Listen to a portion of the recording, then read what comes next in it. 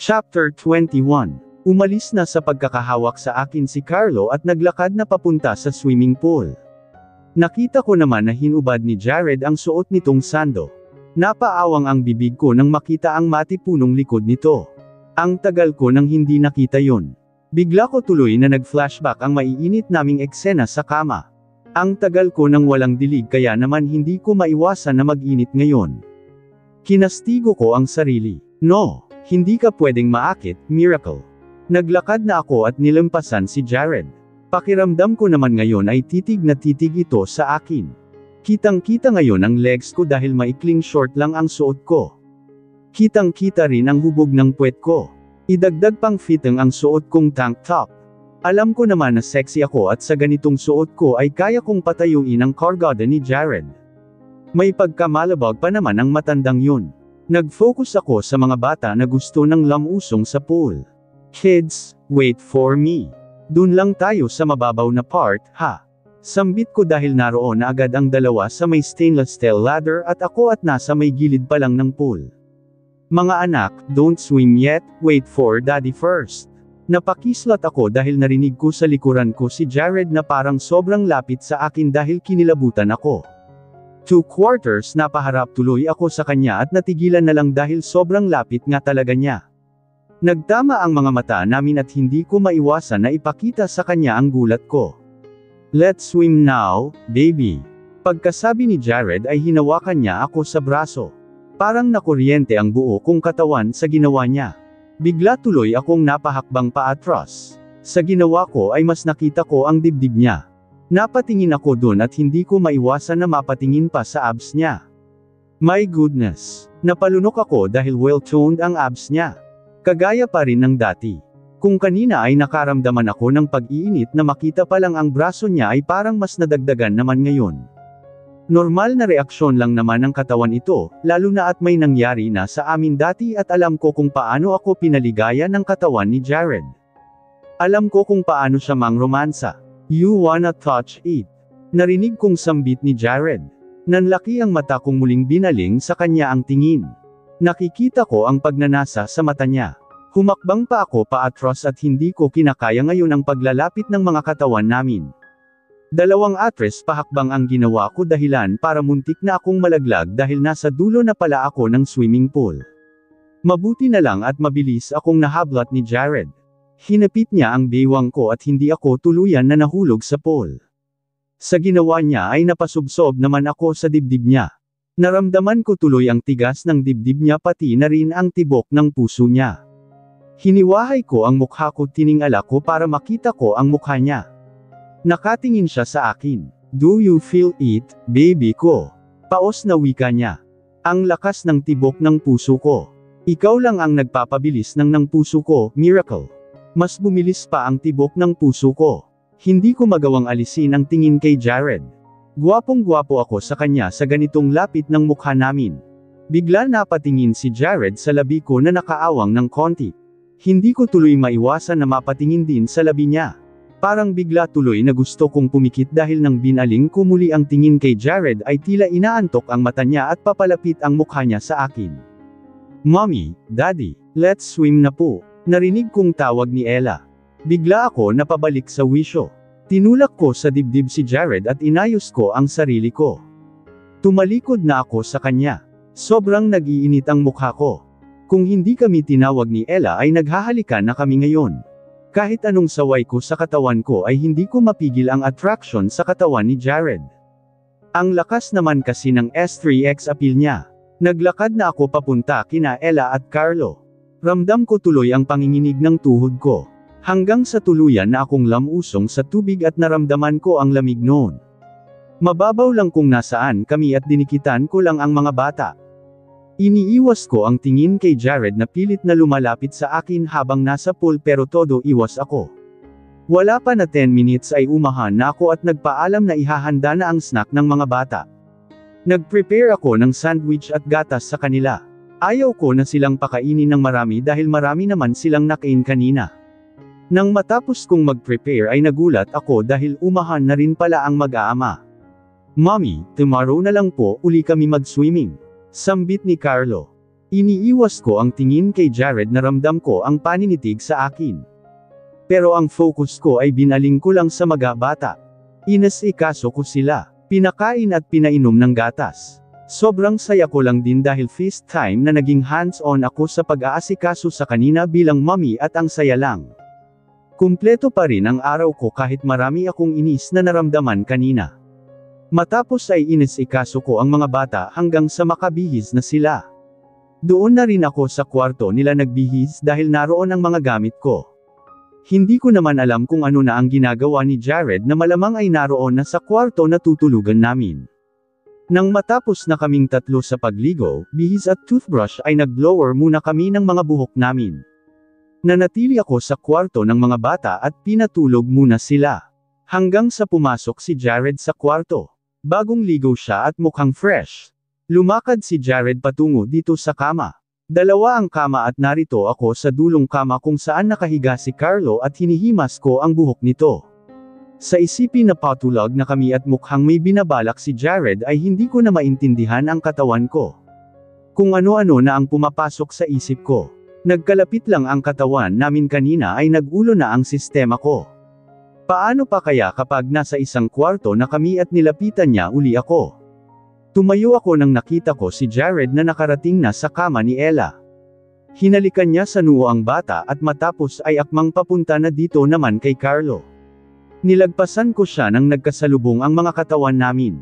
Tapos ko na naman nabigyan ng good night sleep si Ella kaya dumiretso na ako sa pinto para lumabas.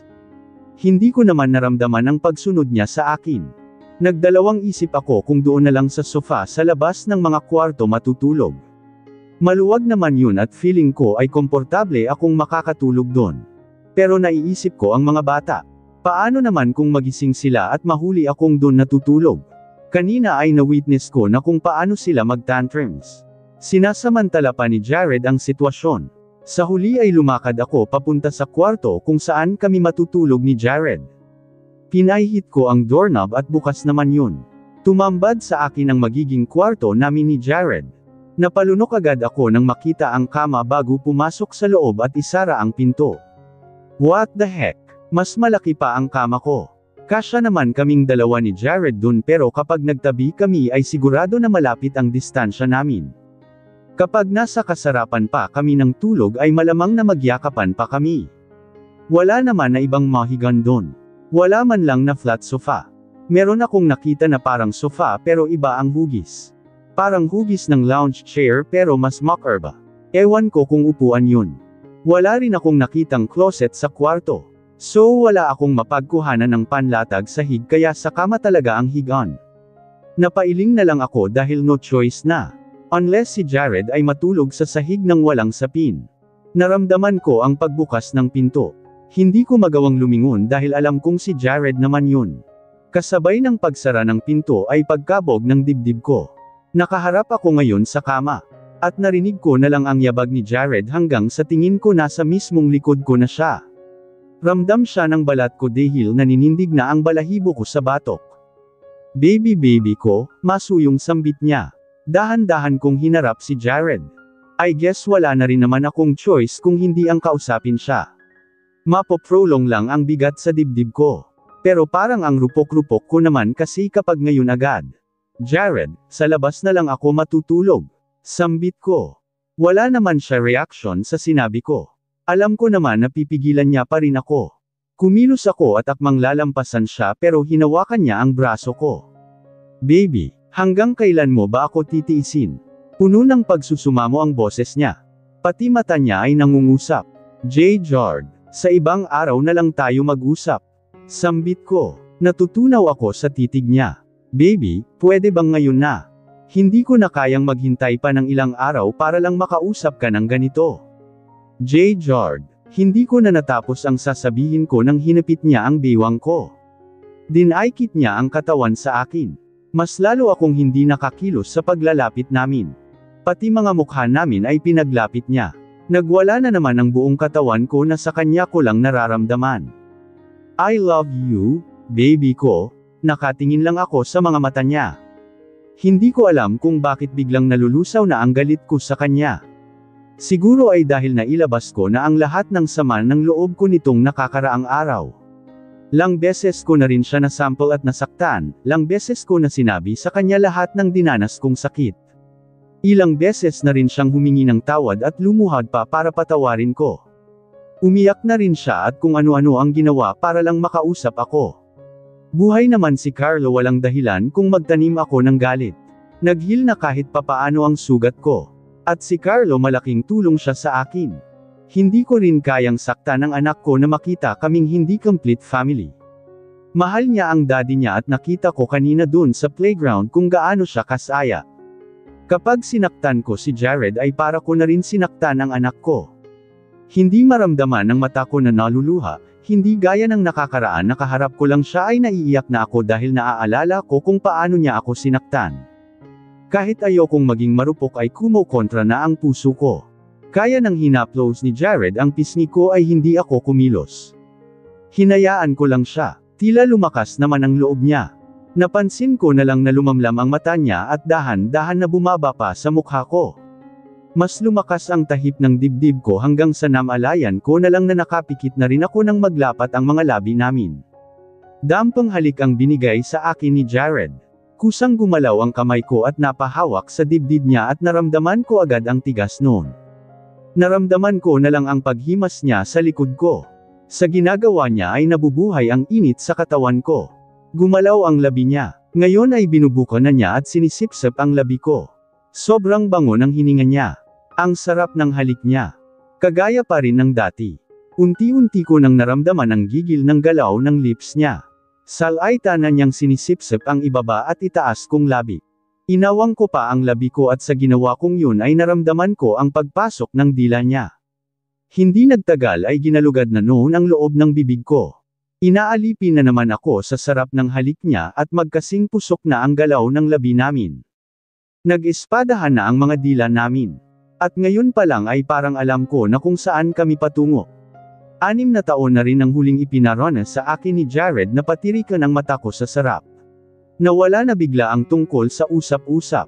Parang pareho na nagkasundo ang katawan namin na pawiin na lang ang init ng katawan. Ang lakas ng tunog ng laplapan namin.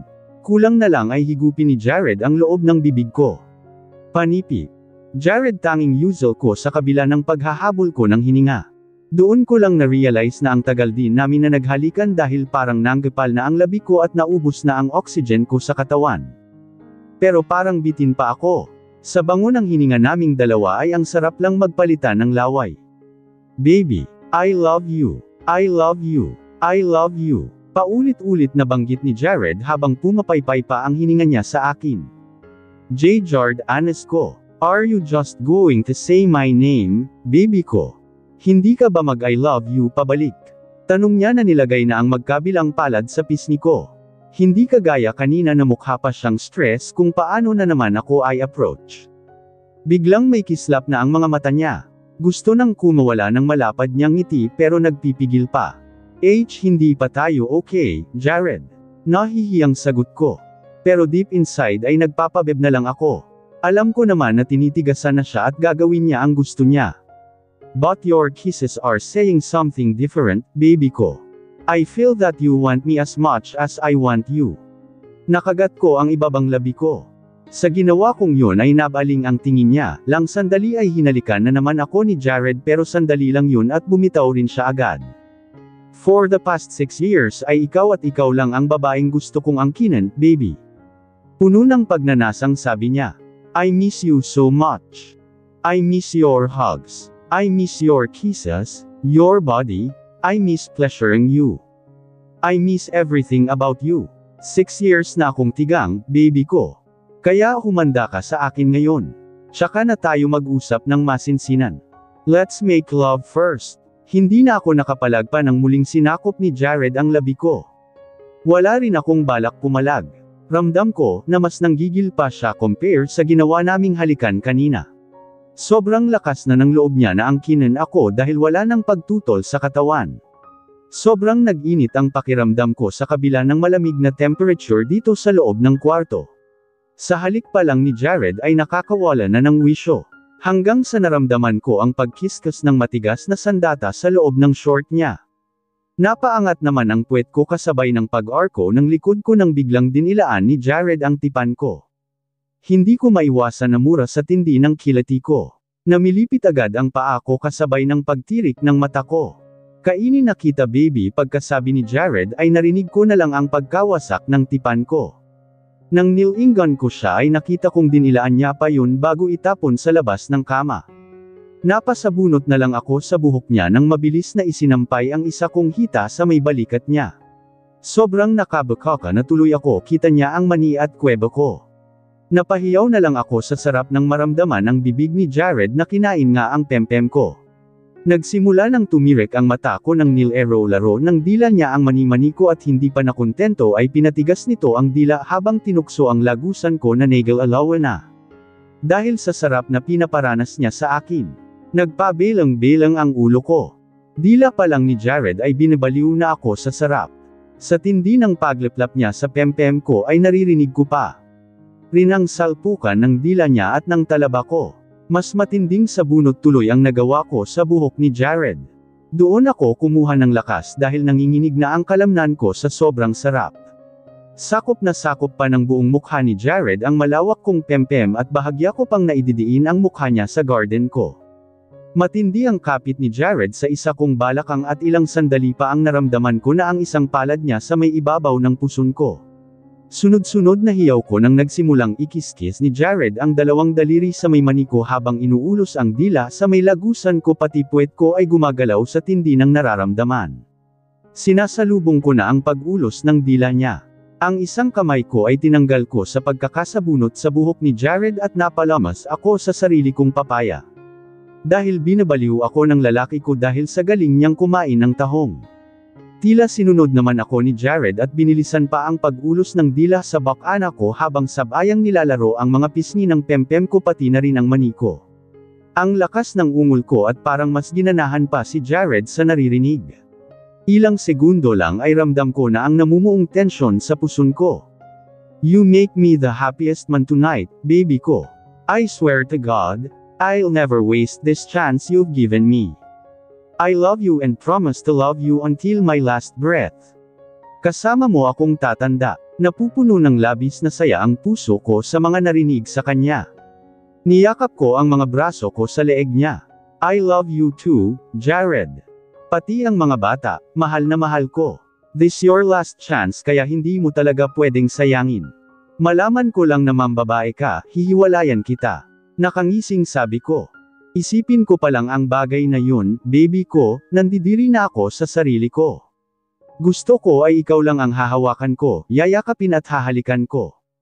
Ikaw lang ang mamahalin ko, Miracle Florence Geronimo. Soon you will be Mrs. Caballero. Parang malalaglag na ang ovary ko sa tindi ng kilig sa sinambit niya. Mrs. Caballero raw. Pangarap ko yun dati, ang maging asawa niya. Hindi ko akalain na matutupad din pala kahit na ang bigat ng pagsubok na dumaan sa amin. Jared, honest ko. Tinanggal ko ang pagkakapulupot ng mga braso ko sa leeg niya at kinulong ng mga palad ko ang magkabilang pisngi niya. Baby ko, I guess, mamaya na talaga tayo mag-usap ng ibang bagay. Pagkasabi ko yun ay kinabig ko ang batok niya at hinalikan. Ramdam ko na kasi na hindi na rin makakapaghintay, pati ako ay nabibitin na rin. Ako na ang nag-initiate ng mapusok na halik. Pinasok ko ang dila sa loob ng bibig niya. Parang nagugulat pa si Jared sa ginawa ko. Wala tigang din ako at gusto kong dalhin na niya ako sa ikapitong langit. Gumapang ang mga kamay ko sa likod niya habang nagpatuloy ang halikan namin. Niyakap ko siya ng mahigpit kaya dikit na ang mga dibdib namin. Hindi pa ako nakontento at pinasok ko pa ang kamay ko sa likod ng shirt niya. Hiyaw ko dahil kinagat niya ang leeg ko. Kagat yun na hindi naman sobrang sakit at halatang nanggigil lang. Lagi niyang ginagawa yun dati kaya alam ko. Paniguradong puno ng marka na naman ang balat ko nito bukas. Hindi nagtagal ay tumigil si Jared sa paghalik sa akin. Umahan siya sa ibabaw ko. Tinanggal niya ang shirt niya kaya nakagat ko ang labi ko sa excitement. Kanina lang ay hindi ko maiwasan na tingnan ang namumutok niyang muscles at nakapanglalambot na abs. Ngayon ay didikit na yon sa katawan ko. Tumataas na naman ang level ng init sa katawan ko. Jared, sambit ko sabay bangon. Nakaluhod siya ay inayos ko rin ang sarili at lumuhod. Ngayon ay pareho na kaming nakaharap ng nakaluhod sa kama. Kagaya ng gusto kong gawin ay pinasadahan ko ng himas ang abs niya. Sa ginawa ko ay parang natuyuan na ako ng laway sa kakalunok. It's hard, right? Paos na tanong ni Jared na nag-aapoy sa pagnanasa ang mata na nakatingin sa akin. Halatang sinasadya niyang paseksihin ang boses. Ang tigas, love. Sambit ko matapos ay kinagat ko ang lower lip ko. Sinasadya ko rin na akitin pa si Jared. Pareho namin na inaakit ang isa't isa. May mas matigas pa dyan baby ko.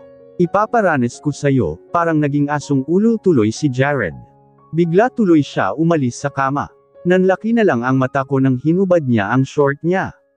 Ngayon ay bigla tuloy akong natakot nang nakita ang brief niya na namumutok sa laki dahil parang may dragon na gustong kumawala doon. Ang tagal na nang huli kaya paniguradong masikip na naman ang pempem ko. Bago pa ako makagalaw ay hinayla na ako ni Jared para makakababa sa kama. Nagpatianod na lang ako. Nang makababa ay niyakap niya ako. Sinadyang iparamdam sa akin kung gaano katigas ang anaconda niya. Kinikiskas niya na ang kargada sa akin. Sobrang init ng mga katawan namin sa kabila ng lamig ng paligid kahit na halos hubad na ang mga katawan namin. Jared napahigpit ang yakap ko sa kanya. Naramdaman ko na lang ang pagluwag ng yakap niya sa akin. Ilang sandali pa ay dinakmo niya ang magkabila kong puwet at inangat ako. Binuhat niya ako kaya napahigpit ang yakap ko sa leeg niya. Tuldok. Yumukod si Jared at inaayos ang porma ng paa ko. Nilagay niya sa magkabilang side ang mga paa ko at tinapak sa lapag. Sa itsura ko ngayon ay bukang-buka ako. Hindi ko alam kung makakaramdam ako ng hiya o ano. Pero pamwesto si Jared sa harap ng chair. Sa mismong tapat ko pa kaya nakikita niya sigurado ang lagusan ko. Akmang tatakpan ko yun pero agad siyang yumukod at pinigil ang kamay ko. Don't, baby. Mas maganda ang view kapag hindi mo tatakpan. You're so beautiful and sexy, Mira. Lalo akong tinitigasan sa'yo. Ngumisi pa si Jared at muling umayos ng tayo. Napaawang na lang ako sa sunod niyang ginawa. Hinubad niya ang brief niya at parang spring yun na sumaludo sa akin. Napalunok ako. Bakit parang mas lumaki yun?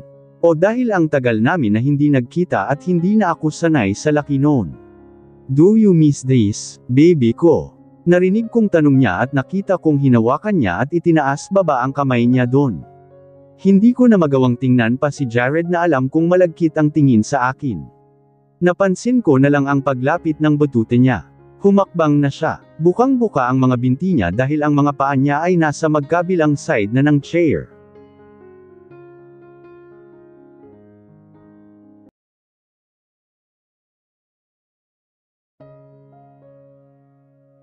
Chapter 22. Ang tagal pa bago mawala sa sistema ko ang sarap na dulot ng paglisa namin kanina. Love, nagising ba ang mga bata? Sweet na tanong ko nang tuluyan na akong tabihan ni Jared sa kama. Pareho na kaming bihis ngayon. Nakayakap siya sa akin at ako naman ay nakontento nang hinihimas ang matigas niyang dibdib. Don't worry, baby ko. Mahimbing ang tulog nila, kahit pa ang lakas ng ungol mo dahil nasasarapan ka. Later we'll do that again, sulitin Naughty habang tulog ang mga bata. Tukso niya, hinampas ko naman siya sa dibdib. Naramdaman ko na nag-blush ako. Hinaplos naman ako ni Jared at mas lalong niyakap. Biglang nagseryoso ng mukha si Jared matapos luwagan ang yakap sa akin. Napatitig lang ako sa kanya, lang sandali ay gumuhit din sa labi niya ang isang ngiti. Hindi naman ako nakapagpigil at bigla kong pinadaus-dos ang isa kong palad hanggang sa makarating sa batok niya at kinabig yun. Naramdaman ko na lang ang pagkagulat ni Jared nang bigla ko siyang hinalikan. Natigilan pa siya bago gantihan ang halik ko. Parang nangangapal pa ang labi kong maghiwalay pareho ang mga mukha namin. You made me the happiest man tonight, baby ko. Sambit niya at matapos ay muli akong binigyan ng smack sa labi. Akala ko ay matatagalan pa bago mo ko mapatawad. Sambit niya habang kulong pa rin ang isang palad niya sa pisngi ko. Para sa mga bata, kaya kong magpatawad, Jared. Wala na rin naman patutunguhan ang galit ko diba? Malulungkot lang sila kapag hindi tayo naging okay. Basta ay pangako mo lang na hindi mo ko sasaktan. Hindi ko na kayang danasin lahat ng hirap na pinagdaanan ko. Mahal na mahal kita, Jared. Doon ko na rin kinwento kay Jared ang naging love life ko. Sinabi ko sa kanya na nahirapan na rin akong magkaroon ng boyfriend simula nang nagkahiwalay kami. Kung meron man ay hindi nagtagal. What the tell me who's that man at sisirain ko ang buhay niya. Parang gusto pang mapatayo ni Jared nang nakwento ko na isang beses ay may nakahalik pa sa labi ko na naging boyfriend ko panandalian. Pinagtawanan ko siya. Relax, love. Ang totoo ay hindi ko na nga rin maalala ang pangalan ng lalaking yun. Tsaka nandiri pa ako sa sarili ko noon. Dun ko lang na-realize na ayoko na talagang magkaroon ng karelasyon dahil sa sobrang trauma ko. Kahit si Arthur, hindi ko naman maramdaman na gusto ko siya. Masigasig lang manligaw sa akin yun kaya balak ko talaga na sagutin. Tapos tinakot mo pa, walang sinabi sa akin si Zeus at Nathan tungkol sa marami mong manliligaw. Sambit ni Jared nakita ko pa rin ang inis sa mukha niya. Kumunot ang noo ko sa narinig. Zeus. Yes, baby. Zeus and Nathan, my friends. Sa kanila ko binili na bantayan kayo lagi at huwag pabayaan na magkapatid. Soon you'll meet them. And you know one of them. Ako. Yeah. Matagal mong kilala kung sino ang may-ari nitong private suite. He is Zeus Nicolai Cervantes, one of my best friend. Bigla naman akong napabangon sa narinig. What? Doon na nga nagkwento si Jared na hindi aksidente ang pagkikita namin ni Sir Zeus. Inamin niya rin sa akin na siya ang nag-utos kay Sir Zeus na bigyan kami ng pera ni Heaven. Matapos namin na humiwalay sa poder ni Sir Zeus ay bantay sarado raw kami ng mga kaibigan niya. Nire-report ang tungkol sa mga importanteng pangyayari sa amin. Iniwas ni Jared na siya mismo ang magmanman sa akin para na rin raw sa kaligtasan ko. Sinabi niya rin na huwag kaming hahayaan ni Heaven na maghirap at hindi makatapos ng pag-aaral. Binalak pa nga raw tulungan ni Sir Zeus si Heaven na mapalago ang business namin, pero matalino daw si Heaven at masikap kaya napalago nito ang business sa sariling sikap ng kapatid ko. Tuluyan na talaga na nawala ang galit ko kay Jared. Mas lalong naluso nang nalaman ko na hindi niya kami pinabayaan ni Heaven. Thank you, Jared, at least hindi mo kami pinabayaan na magkapatid. At ang importante ay ligtas si Carlo. Ligtas ang anak natin. Mas mahal kita, Miracle. Please marry me. Biglang propose ni Jared. Suck. Hindi mo man lang ba ako isu-surprise sa proposal mo? Kinurot ko naman ang matangos na ilong ni Jared. Well, doon sana sa hot air balloon, baby. Nakaplano na yun kasabay ng pag-amin ko tungkol kay Carlo. But unfortunately ay galit na galit ka sa akin. Pag-amin naman niya. Ngumiti ako kay Jared at niyakap siya. Maraming halik pa ang pinagsaluhan namin ni Jared. Parang gusto pa nga niyang umiskor sa akin kung hindi ko lang pinigilan at hindi ko na rin kakayanin dahil sa tindi ng pagod ko. Nang gabing yun natulog ako nang may ngiti sa labi sa piling ng lalaking pinag-alayan ko ng pag-ibig ko. Wala na akong hihilingin pa dahil bukod sa buhay at kasama ko ang anak ko, ay natupad ang pangarap ko 6 years ago na maging asawa ng unang lalaki na nagturo sa akin kung paano magmahal ng wagas. Daddy, nakapag-usap na ba kayo ni Mommy? Narinig kong tanong ni Carlo. Hindi ko tuloy binuksan ng husto ang pinto sa kwarto nila. Yes, anak, Mommy and I talked a lot. Mabuti na lang at mahimbing ang tulog nyo. Ang ingay kasi kausap ni Mommy. But I'm really happy kasi bati na kami. We're a happy family now. Magpapakasal na kami. Yehey! Yehey! Kids, soon may ipapakilala ako sa inyo, ha? I hope you will love her as much as you love me and Mommy. Parang natunaw naman ang puso ko sa narinig dahil sobrang saya ng mga anak ko. Naririnig ko pa ang paglundag nila. At napakasaya ko para kay Jared. Alam kong makumplito na talaga ang pangarap niya at si Celine ang tinutukoy nito. Akmang bubuksan ko na ng todo ang pinto. Mabuti at magaling po ang acting namin, Daddy. Lahat po ng nasa script niyo ginawa namin. Narinig kong sambit ni Ella. Natigilan tuloy ako sa akmang pagpasok. Acting. Script. Yes. You both are great child actor and actress. May reward sa inyo si Daddy. Sambit ni Jared na kahit hindi ko naman nakikita ay ramdam ko sa boses niya na tuwang-tuwa siya kausap ang mga bata. Napairap na lang ako. So sinadya pala ng mga bata ayon. Napailing ako at tuluyan ko na lang na sinara ang pinto ng marahan para hindi ako mahuli na nakikinig ng palihim. Hindi naman ako nakaramdam ng pagkainis sa nalaman.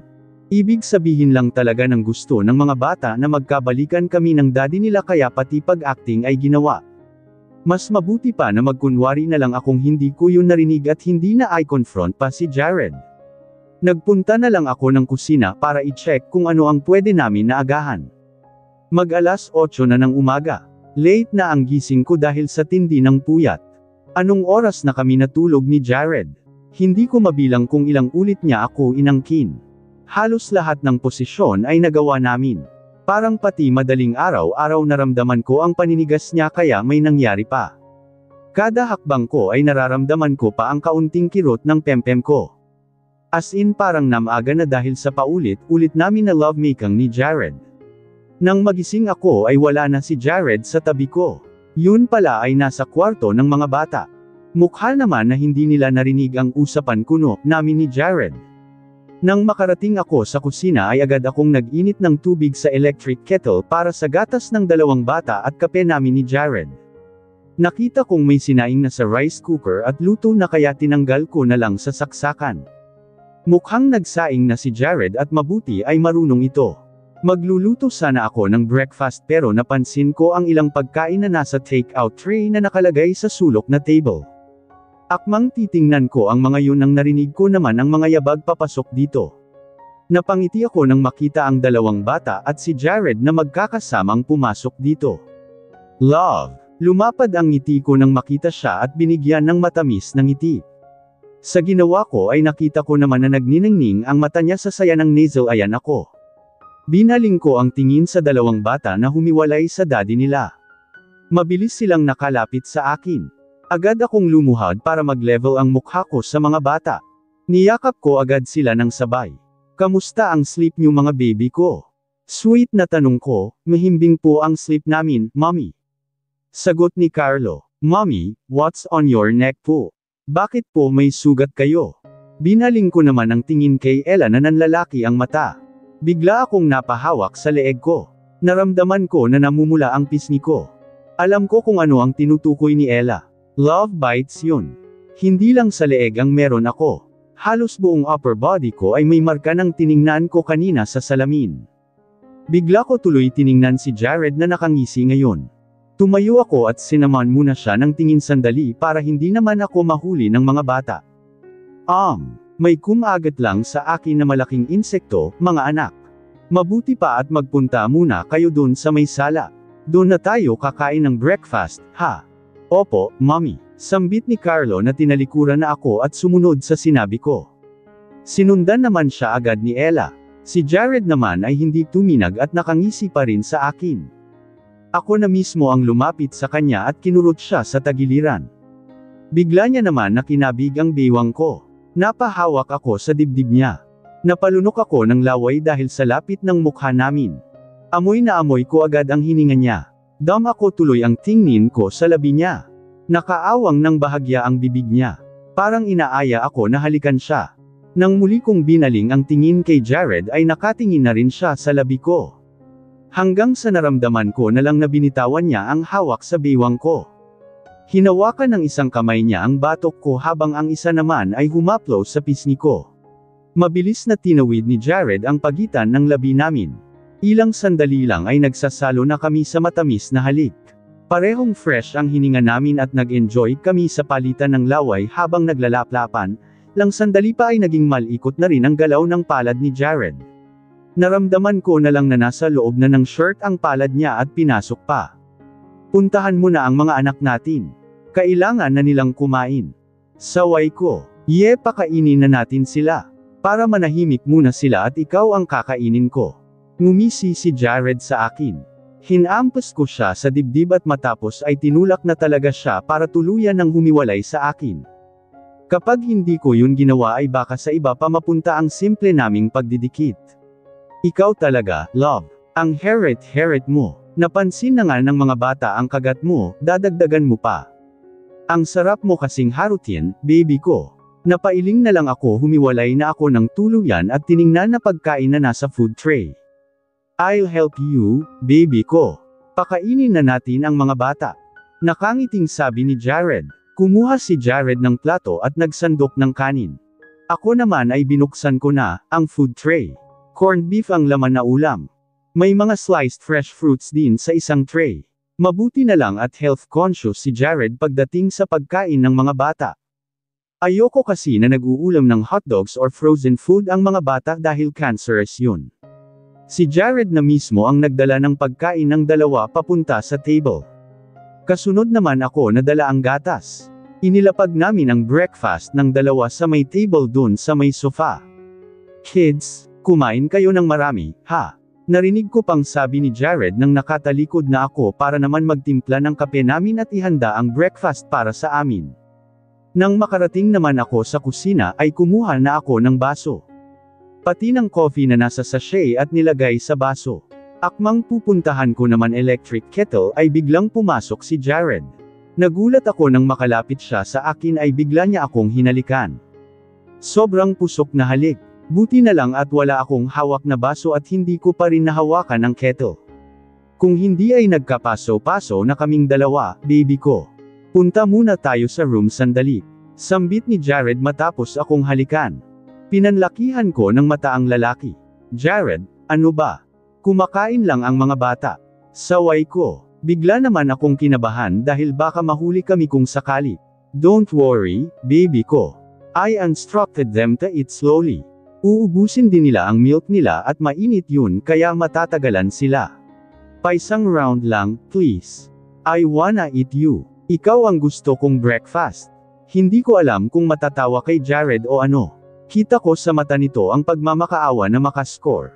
Grabe ang pagkatigang niya. Hindi na nagsawa sa magdamag namin. Hinawakan ni Jared ang kamay ko. Akmang maglalakad na kami nang bigla naman may cellphone na nagring. Huminto siya at kinuha ang cellphone na nasa bulsa niya. Wait, baby, it's Ray. Baka may sasabihin lang. Sinagot ni Jared ang tawag. Hello, Ray. Yes. Sandaling tumahimik si Jared at nakinig sa kausap. Napansin ko agad ang pag-iba ng itsura niya. Parang hindi maganda ang sinabi ni Kuya Ray mula sa kabilang linya. Bring Celine to safe place. Utusan mo lahat ng tauhan na bantayan si Celine at pati na rin si Lolo na nasa mansion. Walang may alam na narito ako. We're safe, pero magpadala ka na rin ng ilang tauhan. Lilipat kami ng lugar na pupuntahan. Kumunot na lang ang noo ko. Ilang usapan pa ang narinig ko kay Jared at Kuya Ray. Puro sunod-sunod na bilin si Jared hanggang sa binaba niya ang tawag. Tumingin si Jared sa akin matapos. Puno ng pagtatanong naman ang mata ko. Anong nangyari? Tanong ko nang tila ayaw sabihin sa akin ni Jared ang dahilan kung bakit nag-iba ang mood niya. Kuya Henry escaped from prison. Sagot ni Jared, dahilan para kabahan din ako. Hindi ko pa pala nasabi kay Jared na ang sumaksak sa akin at kay Celine dati ay may kaparehong tato ng gaya kay Henry. Mukhang delikadong tao nga ito. Don't worry, baby. We're all safe. Sambit ni Jared sa akin matapos kong matigilan dahil sa narinig mula sa kanya na nakawala sa kulungan si Sir Henry. Narinig ko rin ang buntong hininga niya. I know he doesn't have any idea na ako ang dahilan kung bakit nabisto ang illegal nilang negosyo. I'm just worried na balikan niya ako kapag nalaman niyang binenta niya ang kumpanya na pinatayo ni Daddy. He's the co at hindi siya papayag na hindi makinabang sa proceeds ng kumpanya. Pero wala na siyang makukuha dahil lahat ng pinagbentahan ay na-donate na sa foundation. Dagdag pa niya, paano kung saktan niya ang mga anak natin, love? Iniisip ko kung siya ba ang kumidnap kay Celine dati kaya nadamay rin ako at nasaksak niya. Ayoko man na sabihin at dagdagan pa ang iniisip ni Jared ay hindi ko naman maiwasan na sarilinin na lang yun. Si Jared naman ang natigilan sandali. What? Kumunot ang noo niya. Kasi nang nakita ko sa TV ang tattoo niya sa leeg, hindi ako pwedeng magkamali ganon ang design ng tattoo ng kumidnap sa amin ni Celine. Posible na siya ang sumaksak sa amin. Hindi naman nakapagsalita si Jared. Lang segundo pa ang nakalipas bago siya nagsalita at nakita ko ang galit sa mukha niya. Are you really sure, baby? Tumango ako, hindi ako pwedeng magkamali, love. Kahit matagal na yun ay natatandaan ko pa rin. It's him. Henry, sambit ni Jared na matalim na ang tingin tuloy. That tattoo. It's a symbol of the organization. Lahat ng member noon ay may tattoo na ganon. Ang daddy ni Cindy at daddy ko ay sa dibdib nakalagay ang tattoo na yon. Lahat naman ng tauhan ay nasa braso ang tattoo. Tanging si Kuya Henry lang ang nakalagay sa may leeg niya. But, pero ano, love. Ang alam ng lahat ay patay na si Celine. Kaya nagtataka ako na binalak niya pang patayin ang anak ko. Pero isa lang ang sisiguraduhin ko. Magbabayad siya sa ginawa niya kay Celine, pati na rin sayo. Nawala na ang nakita kong galit sa mukha ni Jared. Nilapit niya pa ang katawan sa akin, kinulong ng magkabilang palad niya ang mukha ko. Walang pwedeng manakit sa iyo at sa mga anak ko, baby. Kahit sino man sila, dadaan muna sila sa bangkay ko bago nila kayo masaktan. Napayakap na lang ako sa katawan niya kaya nagdikit ng husto ang mga dibdib namin. Jared, thank you for protecting me, pati si Carlo. Now I realize how much you love me. Matinding sakripisyo ang ginawa mo para lang maligtas kami, lalo na para kay Carlo. Dahil sa ginawa mo, buhay pa ang anak natin, kahit nakapalit noon ay pareho tayong nagdusa. Puno ng emosyon na sabi ko, yeah, baby ko, kaya hindi ko nahahayaan na pareho tayong magdusa. I will protect our family. Pagkasabi ni Jared noon ay pinaikit na niya ang mata niya para halikan ako. Nahawa na lang din ako sa ginawa ni Jared. Masuyong halik ang ginawad ni Jared sa akin hanggang sa maramdaman ko na lang na lumalim yun. Wala na akong nagawa kung hindi gantihan ang halik ng mahal ko. Naglakbay na lang ang palad ko sa dibdib niya hanggang sa naramdaman na rin ng katawan ko na naglalakbay ang palad niya mula sa pingi ko papunta sa leeg at bumaba pa sa may balakang ko. Patuloy ang halikan namin ni Jared. Mas naging mapusok ang galaw ng mga labi namin. Matapos namin magpahinga ng ilang minuto para pawiin ang pagod namin ay pinuntahan namin ang mga bata. Muli pa silang nagtanong kung nag-away ba kami pero pinakita namin sa mga ito ang sweetness namin. Lumipas ang araw na yun na todo bonding kaming family. Sobrang saya ko. Wala na rin naman akong mahihiling pa kung hindi ang ganitong klaseng pamilya. Sana lang ay hindi na talaga maging problema sa landas namin ng Kuya Henry ni Jared.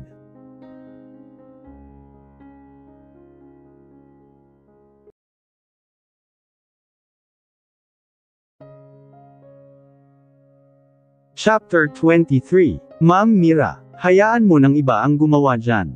Napalingon ako kay Manang nang maramdaman kong hinawakan nito ang braso ko at akmang pipigilan ako para maghugas ng pinggan. Kaya ko naman po, Manang. Wag po kayong mag-alala. Tsaka wag niyo na po akong tawagin na ma'am. Hindi po ako sanay. Nakangiting sabi ko sa matanda. Pero kapag nakita ka ni Sir Zeus na naghuhugas ka ay baka mapag-alitan kaming lahat dito. Baka sabihin ay kasambahay pa rin ang turing namin sa'yo. Tuluyan ko nang hinarap si Manang at ngumiti sa kanya. Siya pa rin ang mayordoma dito sa mansyon ng Hacienda Cervantes. Para na rin po kayong tumayong magulang namin ni Heaven nang nakatira kami dito. Hindi po namin naramdaman na tinuring nyo kaming kasambahay. Sagot ko kay Manang. 2/10 hinimas na lang ako ni Manang sa buhok kaya napangiti ako sa kanya. Natutuwa talaga akong makita ka matapos ang 6 na taon, hiha. Sobrang ganda mo pa rin. At ang importante ay hindi ka na ang depressed na Mira na una kong nakilala. Pero sige na, kami na ang bahala dito sa kusina. May handaan kasi dito mamaya at kailangan na naming mag-prepare. Pwede ka naman na sa kwarto na magstay habang wala pa ang asawa mo at si Sir Zeus. Baka nag-uusap pa rin ang dalawa tungkol sa negosyo. Kumunot naman ang noo ko. Handaan. Ano po ba ang okasyon? Tanong ko. Anniversary kasi ni Sir Zeus at Ma'am Hera. Tuwing anniversary nila ay may handaan dito sa hacienda. Tumanggaw-tango na lang ako at sumunod sa sinabi ni Manang na wag nang gumalaw sa kusina. Nagpunta na lang ako kung saan ang kwarto namin ni Jared at nagpahinga. Narito kami ngayon ng 2 bata at ni Jared sa hacienda ni Sir Zeus. Kagabi lang kami 3/10 nakarating matapos namin na magstay sa private suite nito. Matapos kasi ng tila mala honeymoon na pagstay roon ay nagpasya na lang si Jared na dito kami manuluyan muna. Mas safe raw kami dito hanggang hindi pa muling nahuhuli ang Kuya Henry nito. Nang makarating ako ng kwarto namin ni Jared ay nagpalipos muna ako ng oras sa pagbabasa ng magazine. Pero naboring rin ako. Bigla kong namiss ang 2 bata. Paano ko ba naman sila hindi mamimiss? Magkakasama nga kami sa private suite ni Sir Zeus pero parang halos lahat ng oras ko ay kinain ni Jared. Palagi niyang inuuto ang 2 bata na maglaro na lang at may gagawin lang daw kami o mag-uusap. Yun pala ay gusto lang niyang malascore. Hindi ko mabilang kung ilang beses kaming naglovang-lovang ni Jared dun sa suites. Parang pati sa biyahe ay gusto pa nga nito na makascore dahil nakitang tulog ang mga bata at ilang oras din ang nabiyahe namin papunta dito sa hasyenda. Namili na rin kami ng mga damit namin dahil ang sabi ni Jared ay baka raw abutin kami ng ilang araw o linggo dito. Pati tuloy ang trabaho ko ay apektado. Pero sinabi naman ni Jared na siya na raw ang bahala sa school. Nagpaalam na rin ako Heaven na sa iba muna kami tutuloy ni Jared. Pati si Heaven ay tadtad din ng bodyguards ngayon. Pinadalhan siya ni Jared ng maraming tauhan para magbaentay sa kanya. Lahat ng importanteng tao sa buhay namin ni Jared ay pinababantayan na niya. Kasama ni Jared ngayon ang dalawang bata at si Sir Zeus.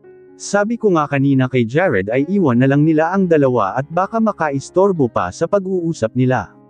Pero ang sabi ng dalawang bata ay hindi naman daw sila magpapasaway sa daddy nila kaya pumayag na ako dahil nang ulit sila. Hindi ko rin alam kung saan nagpunta sina Jared. Kanina pang umaga, yun pero hindi na bumalik kaya hindi ko sila kasabay sa lunch. Pero naka-receive naman ako ng text kay Jared na nasa may bayan raw sila at babalik din naman. Isinama ni Sir Zeus ang buntis nitong asawa na si Hera dito sa hasyenda iniwan niya lang ito dito sa hasyenda para nga samahan si Jared sa bayan. Nagpapahinga na si Hera sa kwarto nito. Kanina ay nakasabay ko pa siya sa pagkain at nakakwentuhan ko pa. Sobrang ganda niya talaga, malabiti queen sa ganda. Grabe din ang age gap nila ni Sir Zeus. Mas malaki pa ng 2 taon sa amin ni Jared. Kung kami ni Jared ay 15 years ang agwat, sila ay 17 years old. Mas matanda pa nga ako kay Hera. Magaan kausap si Hera. Kahit sandali lang kami nagkausap ay nagkapalagayan kami ng loob. Nakwento ko pa ng pahapyaw ang love life ko. Kaya nakapag-kwento din siya ng experience niya. Akala ko malala na ang dinanas ko. Pero mas matindi pa pala siya. Nakwento rin ni Hera ang tungkol sa isang kaibigan nila Jared na si Nathaniel ang pangalan. Bata nga rin daw ang napangasawa. Nakakatawa nga raw na silang magkakaibigan ay bata ang mga nakatuluyan. Nakaidlip na lang ako sa kwarto at nang magising ako pinagmeryenda pa ako ni Manang. Halos wala naman akong magawa na kaya naisipan ko na magpunta sa rooftop kung saan ako madalas na nakatanaw sa kawalan nang dito pa ako naninirahan sa hasyenda. Nang makarating ako doon ay doon pa rin ako pumwesto sa madalas kong tinatayuan para tanawin ang buong hasyenda. Bigla ko tuloy na alala na naman na dati ay nasa sinapupunan ko palang si Carlo ay lagi kong hinihimas ang tiyan ko. Ngayon ay napalitan na talaga ng magandang alaala ang pait ng kahapon ko. Nawala ang pagmumuni-muni ko nang marinig ang ring ng cellphone ko. Nang kinuha ko sa bulsa at tiningnan ay napangiti na lang ako nang makita ang pangalan ni Jared Duen. Hello, love. Nakangiti kong bungad nang sinagot ko ang tawag. I miss you already, baby ko. Kahit nilang oras pa lang tayong hindi nagkikita. Sambit ni Jared dahilan para kiliginan. Tumbong ko. Bakit, love, hindi pa ba kayo tapos ni Sir Zeus? Nami-miss na rin kita. Gusto na kitang 7/10 may akap. Napakagatlabi pa ako matapos kong magpabebe sa kanya. Well, tapos na kami, love. Pauwi na si Zeus dyan sa hasyenda. Pero nagpaiwan kami ng mga bata dito. I need to buy gift for the couple sa anniversary nila. Can you help me? Sure, love. Okay, baby, may mga tauhan ako na maghahatid sa'yo papunta dito. See you here. I love you. Matapos ng takot na sweet messages ni Jared ay saka lang nito binaba ang tawag. Mabilis akong bumalik sa kwarto para magbihis at makaalis na rin. Ang alam ko ay medyo malayo ang bayan kaya kailangan ko nang makaalis para hindi kami masyadong gabihin ni Jared kapag nakauwi dito. Suot ang simpleng black dress at sandals ay lumabas na ako ng kwarto. Manang, kailangan ko munang puntahan si Jared sa bayan po. Alam ko sa matanda na nakasalubong ko pa nang papalabas ako sa mansion. Ay ganun ba? Tumawag nga sa akin si Sir Zeus na pauwi na siya dito. Kaya pala nandyan sa labas ang ilang tauhan ni Sir Jared, o siya sige na, hiha, puntahan mo na para hindi kayo gabihin at makabalik dito agad. Pinuntahan ko na ang mga tauhan ni Jared. Good afternoon po, Ma'am Miracle. Pinapusando na po kayo ni Sir. Sakay na po. Magalang na sabi ng tauhan na pinagbuksan pa ako ng pinto. Sumakay na ako sa backseat habang ang tauhan ni Jared ay nasa tabi ng driver's seat. Pinatakbo na rin ng driver ang sasakyan. Tatlo kaming narito sa loob ng kotse at naging tahimik lang ang biyahe. Nagsuksok na lang ako ng AirPods sa tainga at nakinig ng music dahil hindi naman nagbubukas ng stereo ang driver.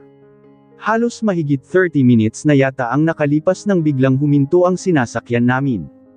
Bigla akong kinabahan dahil nakita ko pa na nag-try ang driver na buksan muli ang sasakyan pero ayaw gumana ng makina. May problema ba, kuya? Tanong ko sa driver. Ma'am, nasa on po tayo. Sagot nito. Bigla akong kinabahan nang makita kung saan parte kami nasa on. Tumano ako sa labas. Medyo mapuno at halos walang dumadaan na sasakyan. Malayo na rin ang tinakbo namin.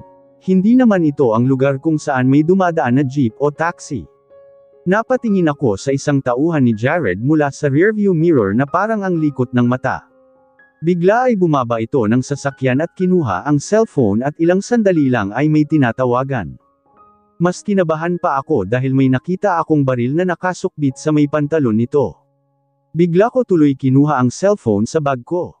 Agad kong tinawagan si Jared pero mas nakadagdag pa yun sa kaba ko dahil nakapatay ang cellphone ni Jared. Hey kuya, matagal pa po ba? Tanong ko sa driver nang pumasok itong muli sa sasakyan.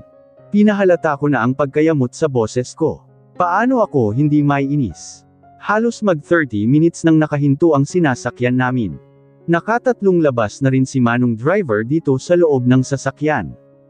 Kada labas niya ay binubuksan niya ang hood ng kotse at may kinakalkal dun at pagkatapos ay papasok dito para buksan ang makina pero bigo naman siya na mapaandar itong sasakyan. Ma'am Miracle, pasensya na. Malapit na pong maayos. Sambit naman ng driver na halatang natakot din sa ekspresyon ng mukha ko. Pinipilit kong kumalma. Wala naman nakasalanan ang driver at hindi naman siguro nitong gustong masiraan kami. Binaling ko na lang ang tingin sa cellphone ko. Muli akong nag-try na tawagan si Jared. Pero hanggang ngayon ay hindi makontakt ang cellphone nito. Hindi ko alam kung malinis o mag-aalala kay Jared. Kanina ay inutusan ko pa ang driver na tawagan si Sir Zeus pero hindi naman ito sumasagot kahit ilang tawag na ang ginawa. Kinuha ko na rin ang number ni Sir Zeus at ako na mismo ang tumawag pero kahit ako ay hindi sinasagot ng lalaki. Naiisip ko na busy na ito para sa anniversary nila ng asawa nitong si Hera. Sa sobrang stress ko ay iniisip ko rin na tawagan si Heaven pero ayoko na mag-alala pa ito kaya napigilan ko pa ang sarili ko. Isa pa, medyo nawala na ang kaba ko sa tauhan ni Jared. Kanina kasing huminto ang sasakyan ay nakaramdam ako ng takot dito. Lumabas pa ito at may tinatawagan habang malikot ang mata na patanging tingin sa paligid. Tapos ay napapatingin pa ako sa baril niya. Feeling ko tuloy ay may gagawin na masama sa akin. Natural lang naman na matakot ako dahil may history ako na nakidnap na. Pero naisip ko na hindi naman kukuha si Jared ng tauhan na hindi mapagkakatiwalaan. Never ako ilalagay sa panganib ng lalaki. Tsaka kung may balak na masama itong tauhan ni Jared ay kanina pa nito dapat ginawa, pero hanggang ngayon ay nasa labas lang ito at nagmamasid. Mukhang alisto lang ito sa paligid kaya pala ganun ang kilos nito. Pero hindi pa rin ako mapapanatag hanggat hindi ko nakikita si Jared at ang dalawang bata. Kaya hindi pa rin ako mapalagay dito sa kinauupuan ko. Lumingon ako sa labas kung saan nasisilip ko ang tauhan ni Jared na patanging tingin pa rin sa paligid. Bigla naman ay tila nahalata ako nito na tinitingnan siya at biglang lumapit sa bintana at kinatok ako. Napilitan akong buksan ang bintana. Ma'am Miracle, ayos lang po ba kayo? Halata ang pag-aalala sa mukha ng tauhan ni Jared. Gusto ko nang makaalis dito. Mayapit ng dumilim. Nakasimangot na sabi ko ayoko na maabutin kami ng gabi sa kalsada. Pero sure na pagdating namin sa bayan ay baka madilim na. Huwag po kayong mag-alala. Maayos na po ang sira ng sasakyan. At sinisigurado ko pa ang safety niyo hanggang sa magkita po kayo ni Boss JK. Kahit paano ay napanatag ako sa assurance ng tauhan ni Jared. Tinanguan ko siya at matapos ay senaryo na ang bintana. Pinakalma ko ang sarili. Hanggang sa bigla akong mapangiti nang marinig ko ang pagbukas ng makina ng sasakyan. Kuya, okay na po. Nakangiting tanong ko na. Nilingan ako ng driver. Opo, ma'am. Humandar na po. Ililigpit ko na lang ang gamit at magbiyahe na po uli tayo. Bigla ay parang gamaan ang dibdib ko kahit paano, lang sandali na lang ako naghintay at nagsimula na kaming bumiyahe muli. Kagaya ng inaasahan ko ay madilim na nang nakarating sa lugar kung saan sinabi ni Jared na magpunta ako. Pero mas kinabahala ko dahil wala na si Jared doon. Hindi ko alam ang mararamdaman ko. Tuluyan na akong nakaramdam ng inis kay Jared na iniwan na lang ako. Hindi naman nito alam na nasa-on kami dahil hindi ko na-contact ang cellphone nito habang nasa biyahe. Nag-text naman ako na nasa-on kami kaya hindi makakarating agad. Malamang na hindi na ako nahintay ni Jared at bumili na ng regalo para makabalik sa hasyenda agad. Kuya, bumalik na tayo sa hasyenda. Mataas ang boses na utos ko sa driver ng binalikan ko na lang ang sasakyan. Ah, sige po, Ma'am Miracle. Sagot ng driver. Pinagbuksan naman ako ng tauhan ni Jared at halos padebog akong pumasok ng kotse. Nag-aalala tuloy ako kay Carlo at Ella na kasama ni Jared. Hanggang hindi ko sila nakakausap ay hindi ako makakapag-relax ng husto. Kagaya kaninang papunta kami ay naging tahimik lang ako. Pasalamat ko na lang sa Diyos at tuloy-tuloy na ang naging biyahe namin at hindi na kami nasa-on pa. Akala ko naman ay makakahinga na ako 6:15 nang maayos nang makarating kami ng hasyenda. Parang 1 kilometro bago makarating ng mismong gate papasok sa mansyon ni Sir Zeus ay nagmistulang gubat ang lugar. Nagtataka naman ako na hindi ganito kagabi ang itsura ng lugar. As in walang kailaw-ilaw o bukas man lang na poste kahit saan. May mga poste kasi sa madadaanan. Anong nangyari, kuya? Tanong ko habang sa labas nakatingin at inaaninag ang paligid. Tanging ilaw lang ng headlight ng sasakyan ang nagbibigay liwanag kaya kahit papaano ay may naaninag ako sa pagsilip ko. Para naman akong sa hangin nakipag-usap dahil wala man lang sa dalawa kong kasama dito sa loob ng sasakyan ang sumagot sa akin. Hanggang sa makarating kami sa may tarangkahan ng gate. Bumaba naman ang tauhan ni Jared. Akala ko ay para buksan ang gate at pumasok kami. Pero binuksan nito ang pinto ng kotse. Ma'am Miracle, halika na po at hanggang dito na lang po tayo. Kumunot naman ang noo ko. Wala pa kami sa loob ng mansion at maglalakad pa ako ng malayo dahil malawak ang lugar na ito. Pero sumunod na lang ako sa utos ng tauhan kahit puno ng pagtataka sa isip. Bumaba ako ng kotse. Mas lalo akong nagtaka dahil mula dito naman sa entrance ay matatanaw ko na dapat ang mansion ni Sir Zeus. Pero hindi nangyari yun dahil dilim ang bumungad sa akin nang pumasok na ng gate. Pinatay pa ng driver ang sasakyan kaya nawala ang liwanag sa headlight at lalong mas dumilim. Ang akala ko ay may party ngayon. Bakit walang kailaw-ilaw? Tanong ko na ang tingin ay nasa karimlan. May inabot sa akin ang tauhan ni Jared. Flashlight yun na binuksan agad nito. Ma'am, gamitin niyo po ito. Kinuha ko ang flashlight at tinapat sa may mansion. Hindi naman kaya ng liwanag na makita, yun at mas okay lang na itapat sa lupa para makita ko ang dadaanan. Nang muli kong binaling ang tingin sa tauhan ay nakatalikod na ito sa akin. Ginawa ko na lang ang sinabi nito. Gamit ang flashlight ay tinapat ko sa lupa ang ilaw para magsimula na akong maglakad. Nagtataka talaga ako. May kaba sa dibdib ko dahil hindi ko pa rin nakikita si Jared at dalawang bata. Pero hindi na kasing kaba kagaya kanina dahil nasa hasyenda na naman ako. Pero nakakataka lang kung bakit ganito ang nadatnan ko. Napaawang na lang ang labi ko nang makita ko ang mga petals ng roses sa lupa. Pero nakalatag yun na parang red carpet para sundan ko. Parang bigla akong nagka-idea kung ano ang nangyayari. Pero mahirap mag-assume. Bigla ay may nagbukas na isang spotlight na nagmumula sa mansion. Nakatapat na sa dadaanan ko.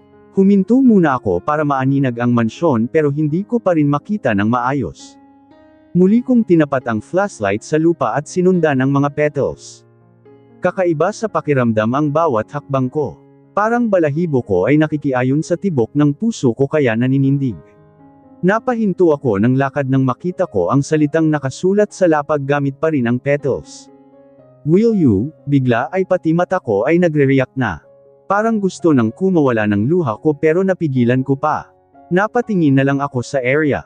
Kung nasaan ang front area ng mansion tila may naaaninag na ako. Bigla ay nadagdagan ang liwanag. Mas ilinaw na tuloy ang paligid. May nakikita na akong mga tao. Nabitawan ko ang flashlight na takpan ko ang nakaawang kong bibig at tumulo ang pinipigilan kong luha. May nakita akong tao na nasa gitna, habang ang marami naman na kumpulan sa gilid. Kahit malayo ay alam ko ang balto kung sino ang taong nasa gitna at tila hinihintay ako. It's Jared Carl Caballero, ang nag-iisang lalaki na minahal ko. Hindi ko tuloy alam kung ihahakbang ko pa ang paa ko. Pero tinuloy ko ang lakad ko habang patuloy sa pagluha. Napahinto na naman ako nang bigla kong makita ang sumunod na nakasulat sa lupa gamit ang petals. Marry me. Muli akong tumingin kay Jared na ngayon ay mas ilinaw na sa akin dahil nadagdagan na naman ang ilaw pero mas nakafocus yun sa aming dalawa. Parang ayaw na lalong tumigil ng luha ko. Naglakad pa ako. Gusto ko nang lapitan si Jared at yakapin ng mahigpit. Ilang hakbang pa ay nakita ko muli ang nakasulat sa lupa. Baby ko, mas umagos pa ang luha sa mata ko. Hindi ko na kayang humakbang. Nag-uumapo sa emosyon ang puso ko. Sobrang saya ko. Hindi ko naman kasi expect na may proposal pa si Jared. Ang alam ko lang ay magpapakasal na lang kami ng diretso. Ganito pala ang pakiramdam na nag-effort ang isang lalaki sa'yo ng husto. Ramdam na ramdam ko ang pagmamahal niya sa akin. Pakulo niya lang pala ang mga nangyari kanina para ilayo muna ako dito sa mansion. Nakita ko ang paglakad ni Jared sa akin. Hanggang sa maglapit ang pagitan namin. Sapat na ang liwanag para makita ko kung gaano kagwapo ang lalaking nasa harap ko suot ang isang formal polo. Alam kong maraming mata ang nakatingin sa amin ngayon. Pati anak namin ay nakikita ang proposal ni Jared ngayon. Nag-uumapo sa kilig at saya ang puso ko. Jared, anong ibig sabihin nito?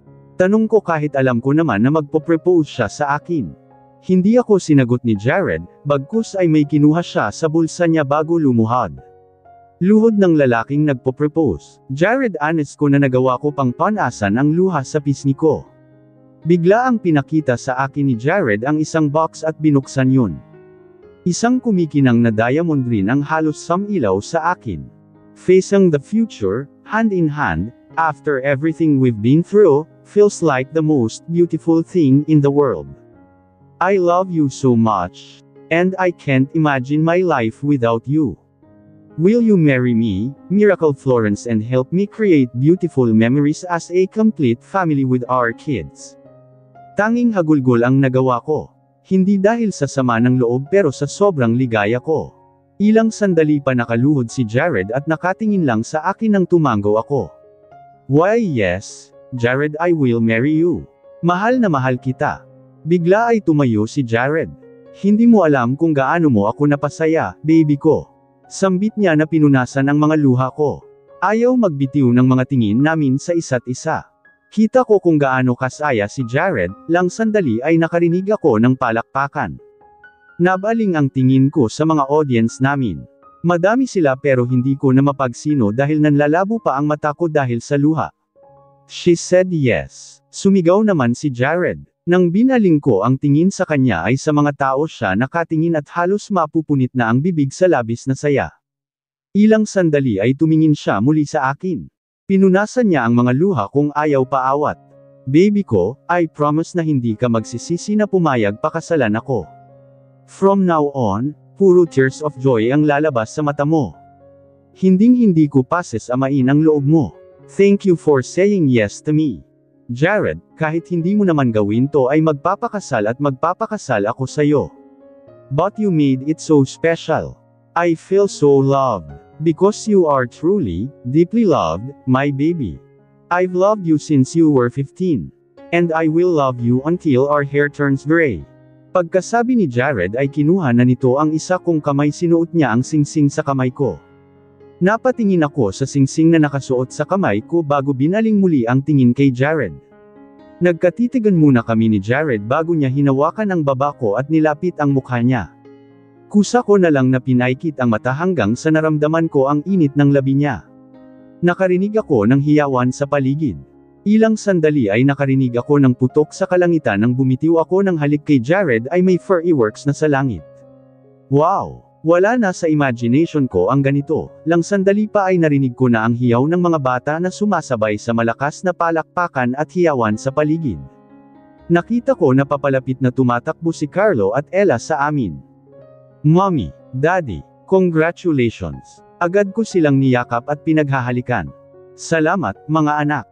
We're complete family now. Bigla naman akong natigilan nang may isa pang papalapit sa amin. Nagulat naman ako nang napagsino yun. Celine. Napatingin ako kay Jared.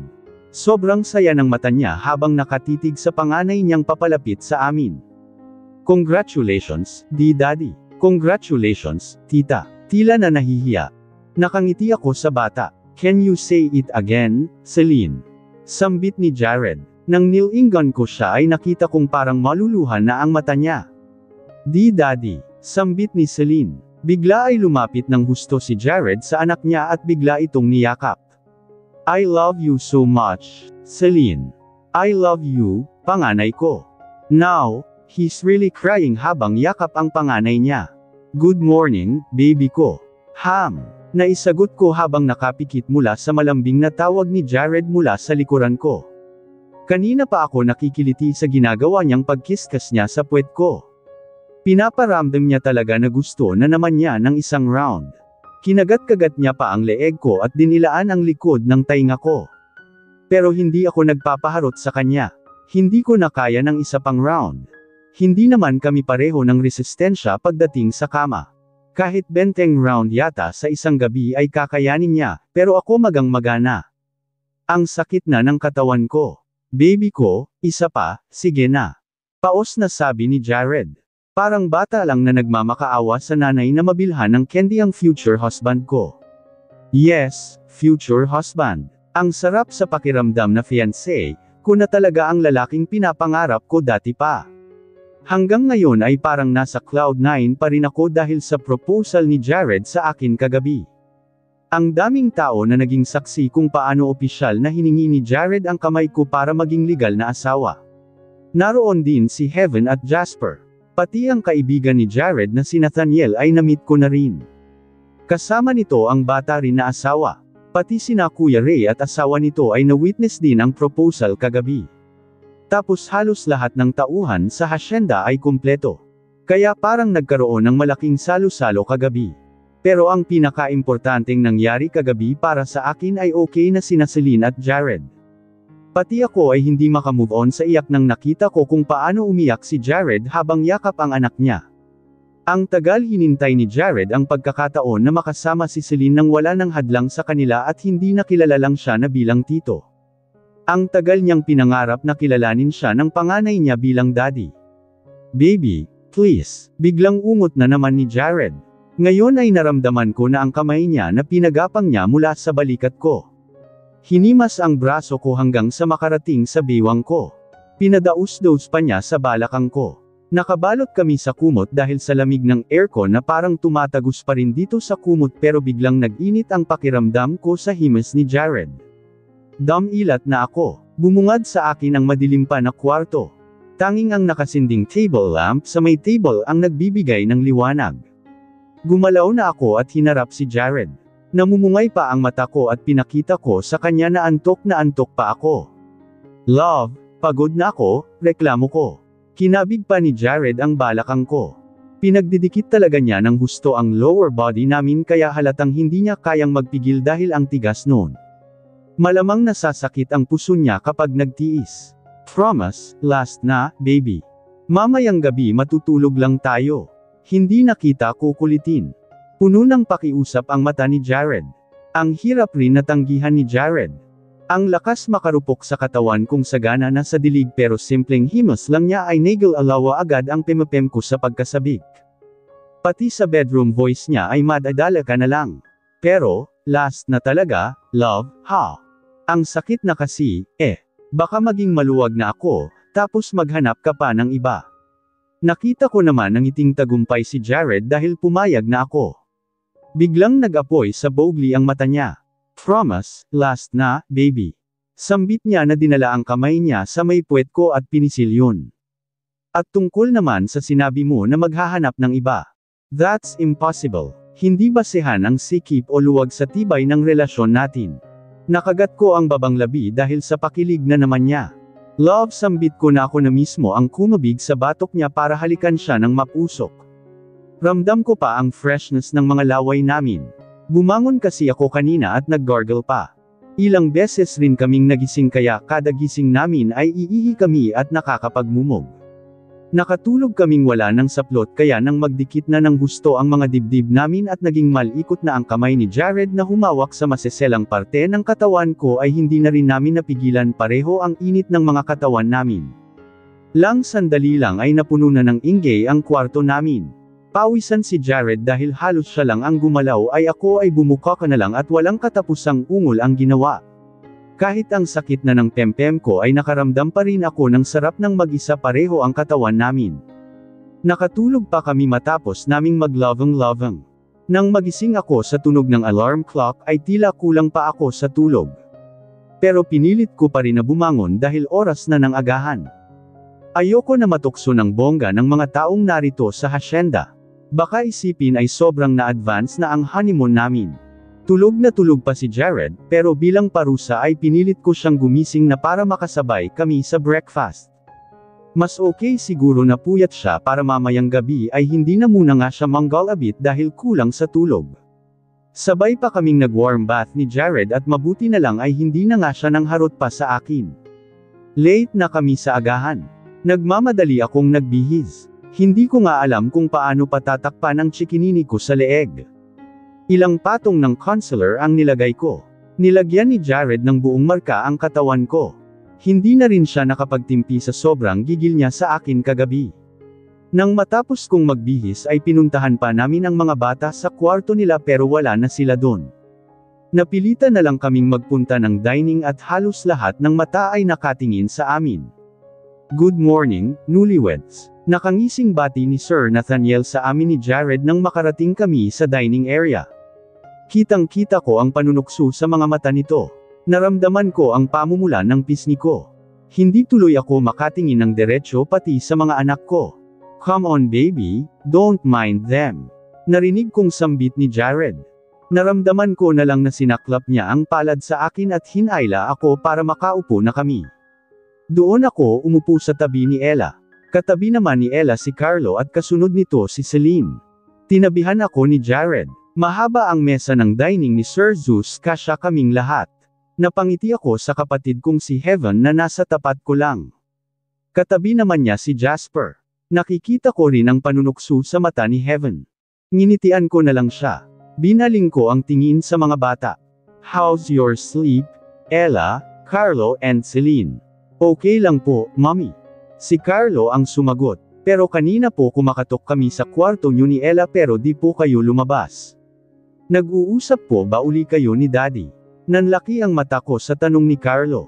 Dinag pa naman ng lahat ng tao na narito sa mesa at sandali kong nilaybot sila ng tingin. Mommy, Daddy, bakit ang tagal niyo po mag-usap ni Daddy?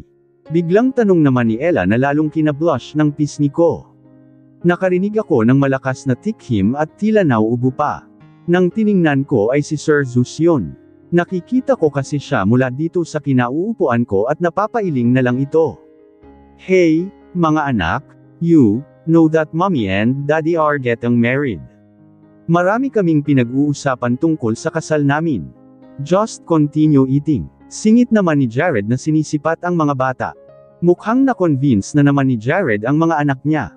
Nagsimula na kaming kumain at naging magana kami sa hapag. Panay ang kwento ng mga kasama namin, panay tukso sa amin. Nakakahiya nga, naririnig tuloy ng mga bata. Mabuti na lang at hindi pa sila nakaka-relate masyado sa green jokes. Pero naiilang naman ako kapag napapatingin kay Heaven. Syempre ay never pa naman itong nagkaroon ng boyfriend kaya virgin na virgin pa ang kapatid ko. Nakikita ko tuloy ang pamumula nito. Hanggang sa matapos kaming kumain. Binigyan ko ng time si Jared at Celine na makabonding kasama sina Carlo at Ella. Ako naman ay kasama si Jasper at Heaven. Sinamahan rin kami ni Hera at ang asawa ni Nathaniel na si Alwana. Pinagtingin nila ako ng wedding gown na gusto ko habang nasa garden kami. Gaganapin kasi ang kasal namin ni Jared 2 linggo mula ngayon. Kaya lahat ay kailangan na madaliin. Kumuha na rin naman si Heaven ng wedding planner at baka bukas ay nandito na yun sa hasyenda.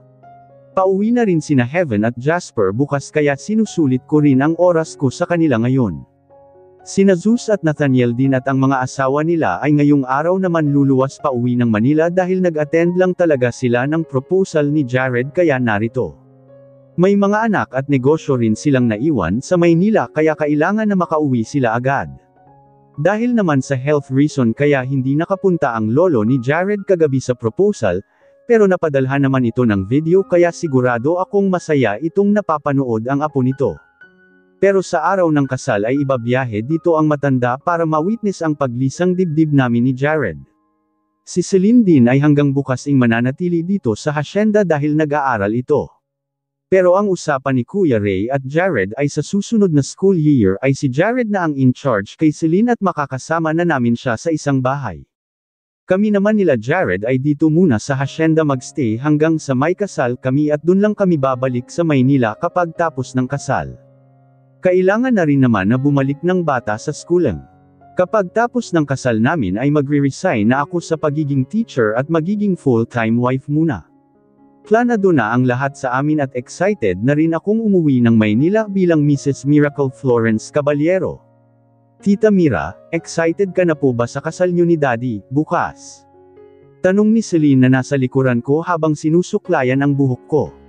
Halos 2 linggo na rin ang nakakaraan mula ng proposal ni Jared dito sa hacienda. Ngumiti ako. Oo naman. Tsaka kinakabahan rin. Mommy, ako din po kinakabahan. Singit naman ni Ella na nakatingin lang sa akin habang patuloy sa pagsuklay sa buhok ko si Celine. Don't be nervous, Ella, I'm sure magiging maganda ka na flower girl bukas. And I'm sure na pati ang baby boy ko na si Carlo ay gwapong-gwapong ring bearer bukas. Nakangiting sabi ko sa 2 bata habang nanunood lang sa ginagawa kong pagpapaganda sa harap ng salamin. Narito kami kung nasaan ang kwarto ni Celine. 4 kaming natutulog dito simula pa kahapon. Dahil mula pa rin kahapon ay hindi na kami nagkita ni Jared para sa kasal namin bukas. Para naman ma-excite din kami sa isa't isa. 5 sa nagdaang linggo ay halos namumutla na ako at parang mauubusan ng katas sa ginagawa namin ni Jared gabi-gabi. Masyadong naging active ang kama life namin. Kaya nga nag-decide kami na time out muna sa harutan. Lalo na kailangan na fresh ako sa kasal ko. Halos lahat ng mga importanteng tao sa buhay namin ay dadalo sa kasal namin bukas. Kahapon pa nakapunta dito sina Heaven at Jasper. Pati ang lolo ni Jared ay narito na rin sa hacienda.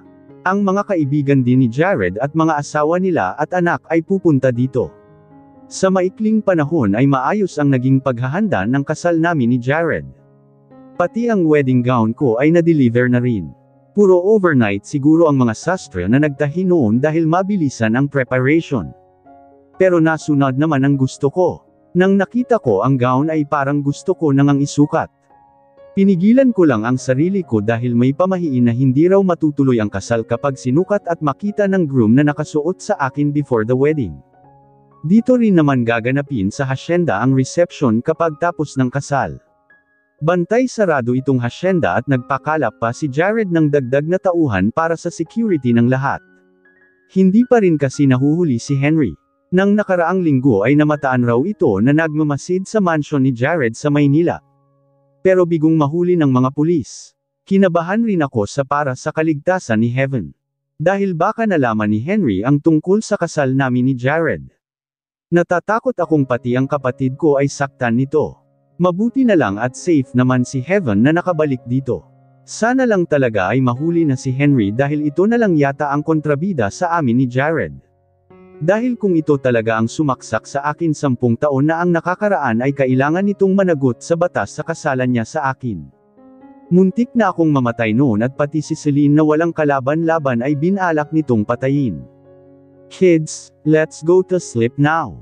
Pag-aya ko nang matapos kong maglagay ng moisturizer at kung ano-ano sa balat.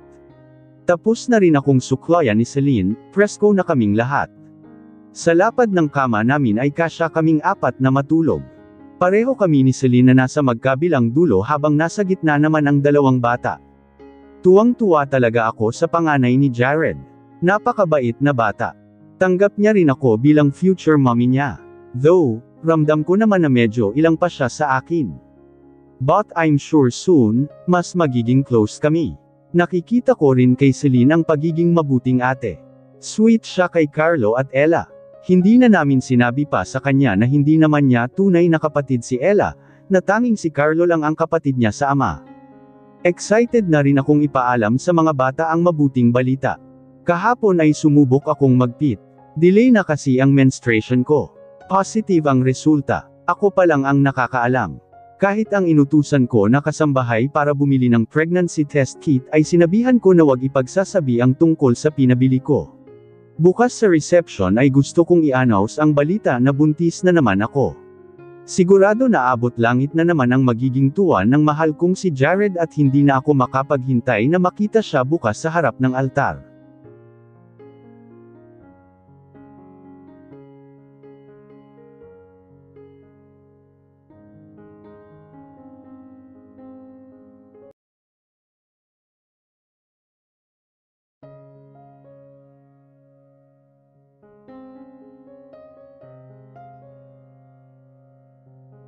Ang huling chapter. Ikaw na po ang pinakamagandang bride na na-makeupan ko ever since, madam, nakangiting papuri sa akin ni ate na makeup artist na kinuha ni Heaven para sa akin.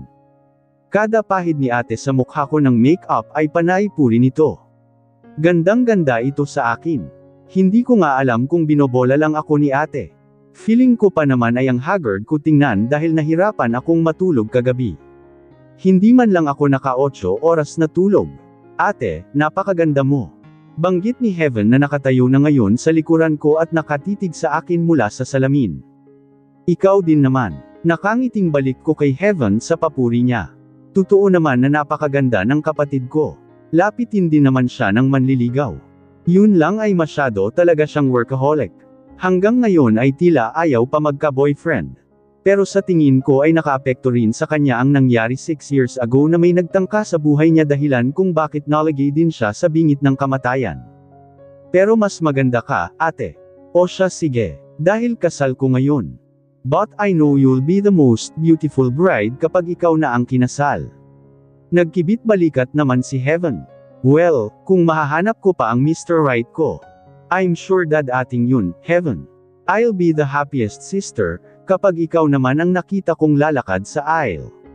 Halika na, ate, baka kabahan ng groom mo at naghihintay na sa simbahan. Pag-iiba niya ng topic sa akin. Inalalayan ako ni Heaven hanggang sa makarating kami sa bridal car. Narito na naman kami sa bayan ngayon at ilang minuto na lang ang biyahe papunta sa simbahan kung saan kami ikakasal ni Jared. May naka-convoy sa aming mga tauhan ni Jared for security raw. Habang mas papalapit sa simbahan ay halo-halo na ang emosyon ko. Kinakabahan ako at natutuwa. Excited na rin akong makita ang gwapong mukha ni Jared. Ilang araw ko na rin siyang hindi nakikita. Sa nagdaang gabi ay sobrang namiss ko siya. Namiss ko ang panghaharot niya. Siguro ay dahil ginawa niya na rin akong adik sa kanya. Akala ko ay magsasawa ako sa loveng-loveng namin, yun pala ay hahanap-hanapin ko rin. Kaya excited na rin ako sa honeymoon namin. Yun nga lang ay doon lang din sa hacienda yun gaganapin. Pero kapag okay na ang lahat at nakabalik na kami sa Maynila ay ang usapan naman namin ni Jared ay magha-honeymoon kami sa ibang bansa kahit ilang araw lang. Ate, we're here. Mas lumakas ang kabog ng dibdib ko sa sinabi ni Heaven. Napatingin ako sa labas ng bintana ng sasakyan at kita ko na ang simbahan. Nang binaling ko ang tingin sa kapatid ko ay kita ko kung gaano siya kasaya para sa akin. Congratulations, Ate Mira. Finally, matapos ng hirap na pinagdaanan niyo ni Kuya Jared, ikakasal ka na sa lalaking mahal na mahal mo. You both deserve to be happy. Huwag lang talaga magkakamali si Kuya na saktan kang muli. Kapag ginawa niya yun, itatago talaga kita. Napapangiti si Heaven habang nagsasalita. Pero nakikita kong parang babagsak na ang luha niya. At hindi nga ako nagkamali kusang tumulo ang luha niya ng pagkurap niya. Niyakap ko agad si Heaven. Humihikbi na siya. Stop crying, Heaven. Magpapakasal lang ako. Solid pa rin tayong magkapatid, ha? Apelyido ko lang ang magbabago. Dalawa na lang kaming magkapamilya ni Heaven. Hindi naman ako papayag na magkahiwalay kami. Kapag nairaos na ang kasal ay alukin ko ang kapatid ko na magkasama na lang kaming tumira sa mansyon ni Jared. Ibenta na lang namin ang bahay namin. Humiwalay na ako ng yakap sa kapatid. Pinahid ko na rin ang luha niya. Pati ako ay naiiyak na rin pero pinigil ko ang luha ko. Ayokong masira ang makeup ko. Gusto ko ay maganda ako kapag nakaharap na kay Jared. Inayos muna ako ni Heaven. Nilagay niya na rin ang belo ko.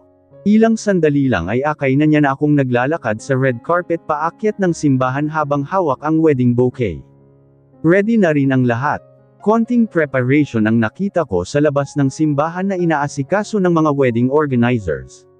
Nagsipasok na ang kaninang mga taong nasa labas noon. Lang sandali ay nasa harap na ako ng saradong pinto ng simbahan. At nagsimula nang buksan ang pinto ng simbahan.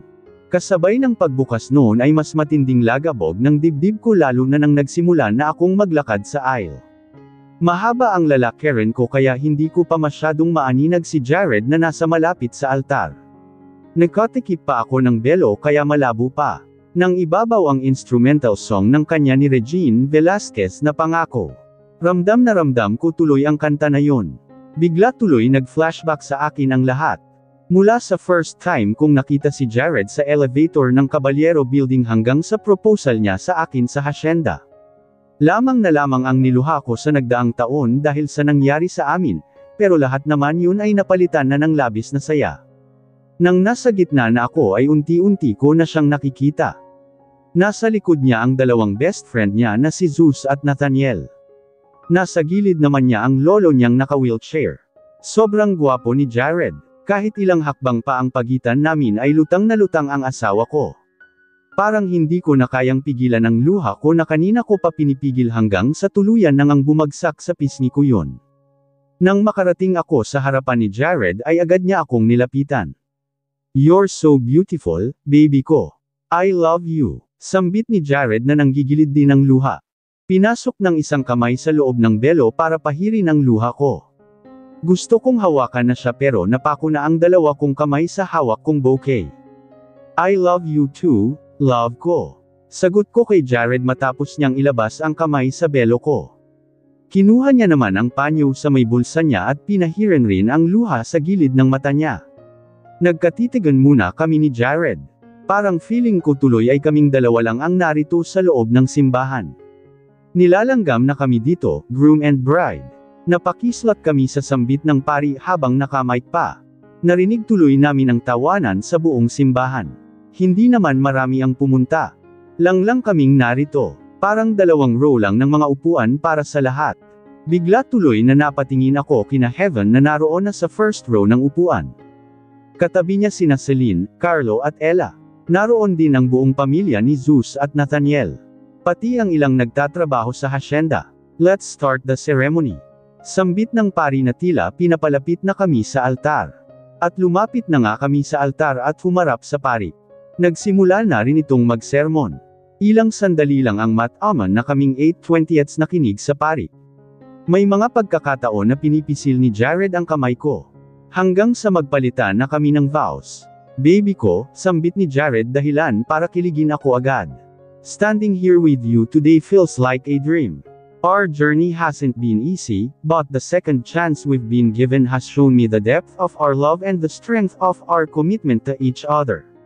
I vow to cherish every moment we have together, to learn from the past, and to build a future filled with love, forgiveness and support.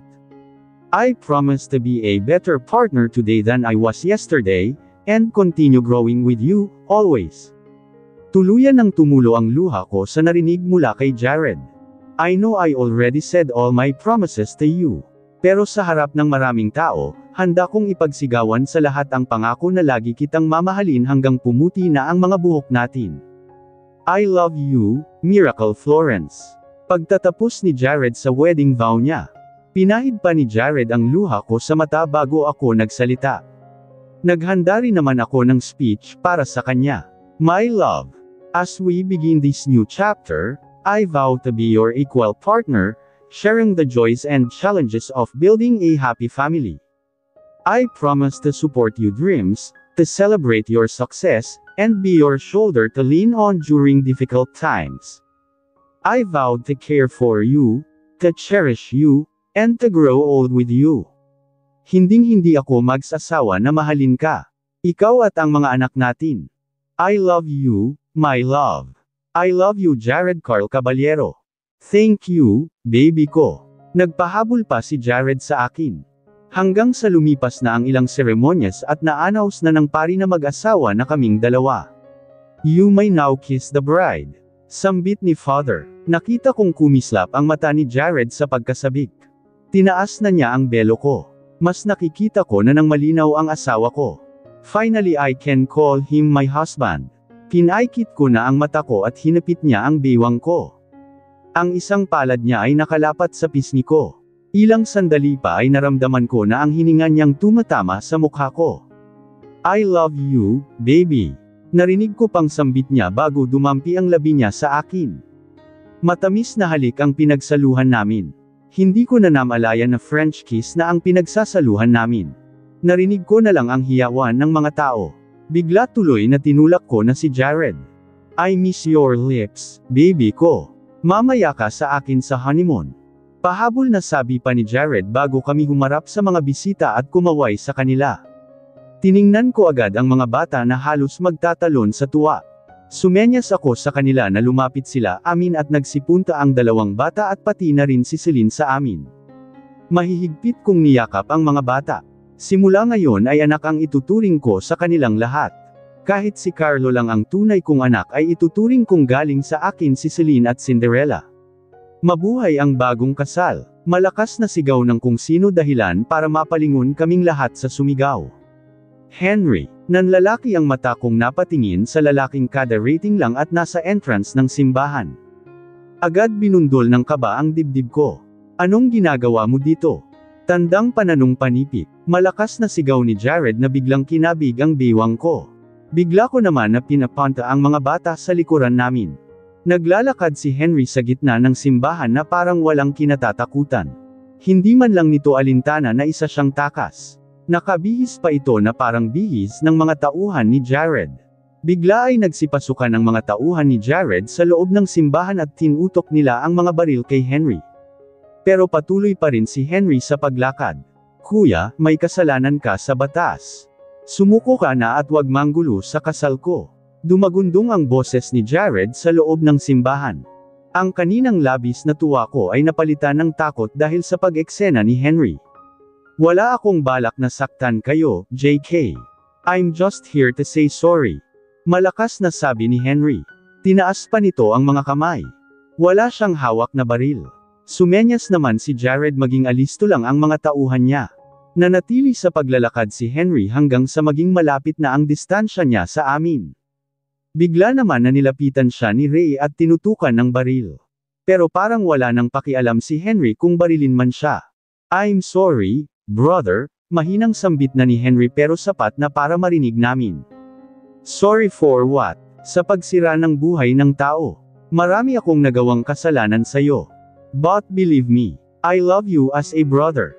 Sa maniwala ka't sa hindi, totoo ang pinakita kong pagmamahal sa'yo ng mga bata tayo.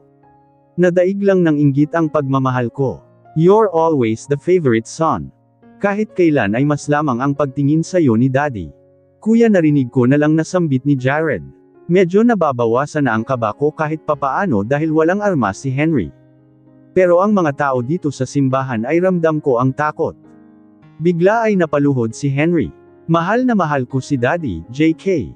Sa sobrang pagmamahal ko sa kanya ay ginawa ko lahat para lang maging masaya siya.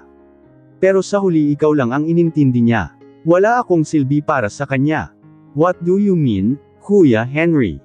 Hindi ko na kaya, JK, nagsisisi na ako sa ginawa ko kay Daddy.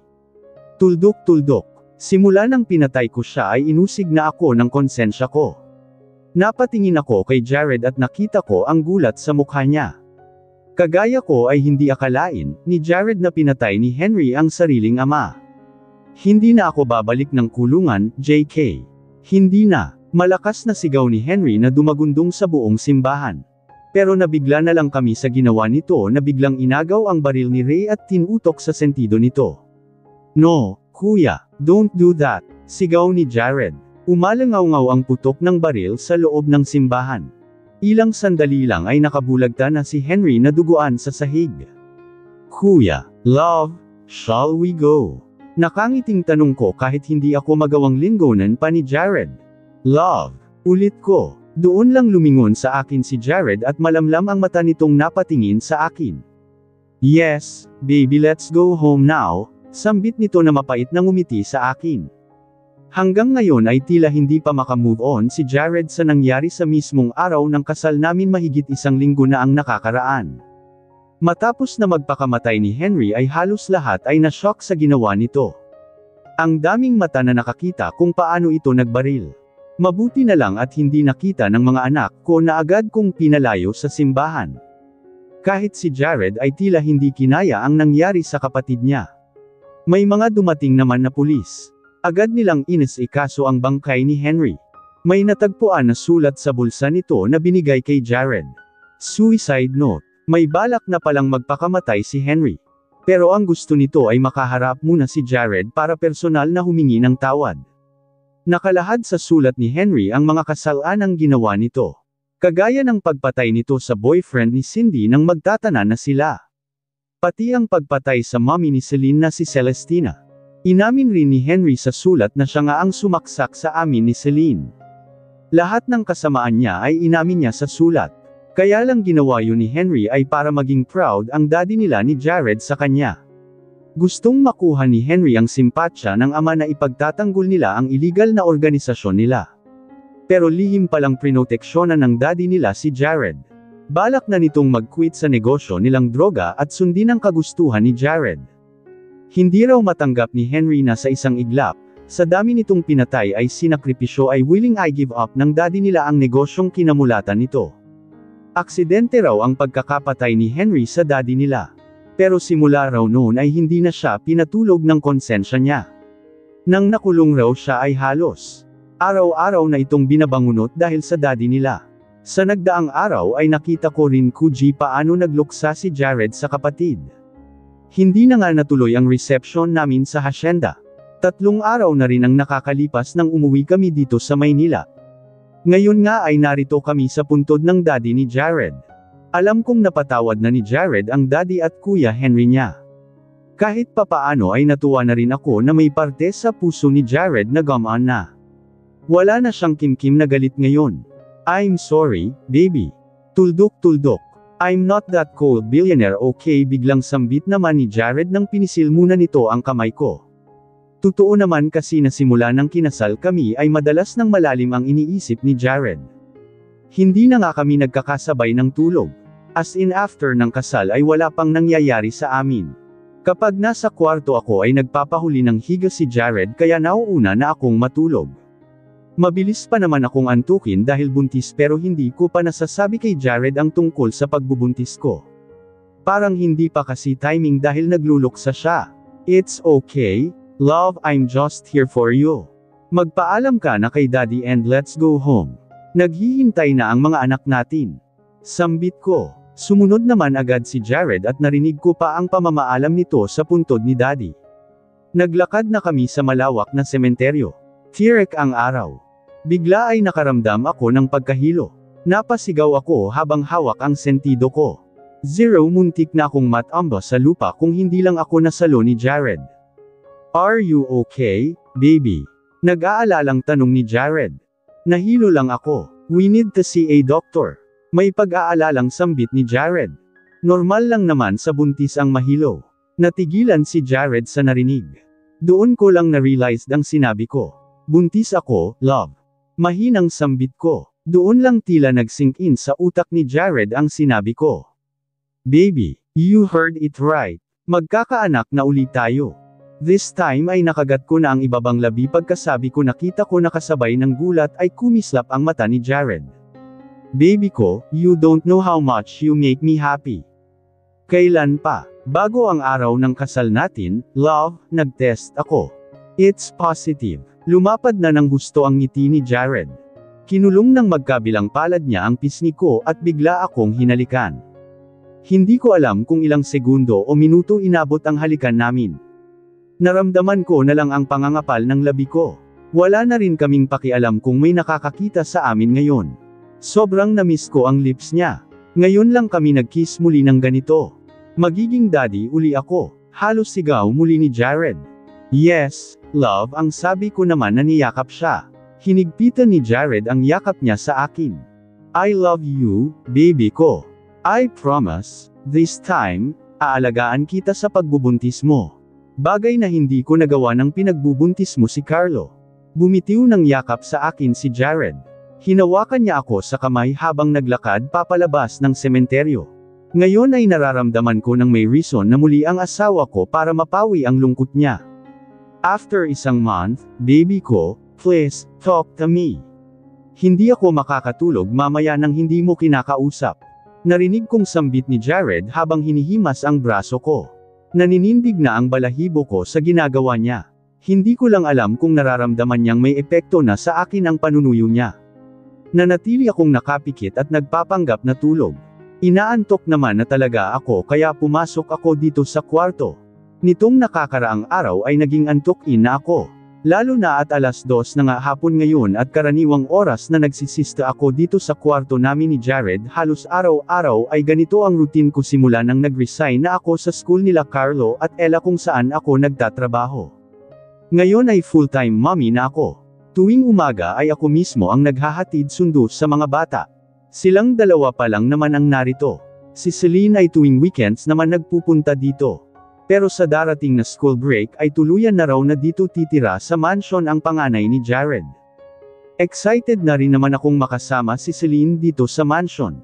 Habang tumatagal ay mas magiging close din kami.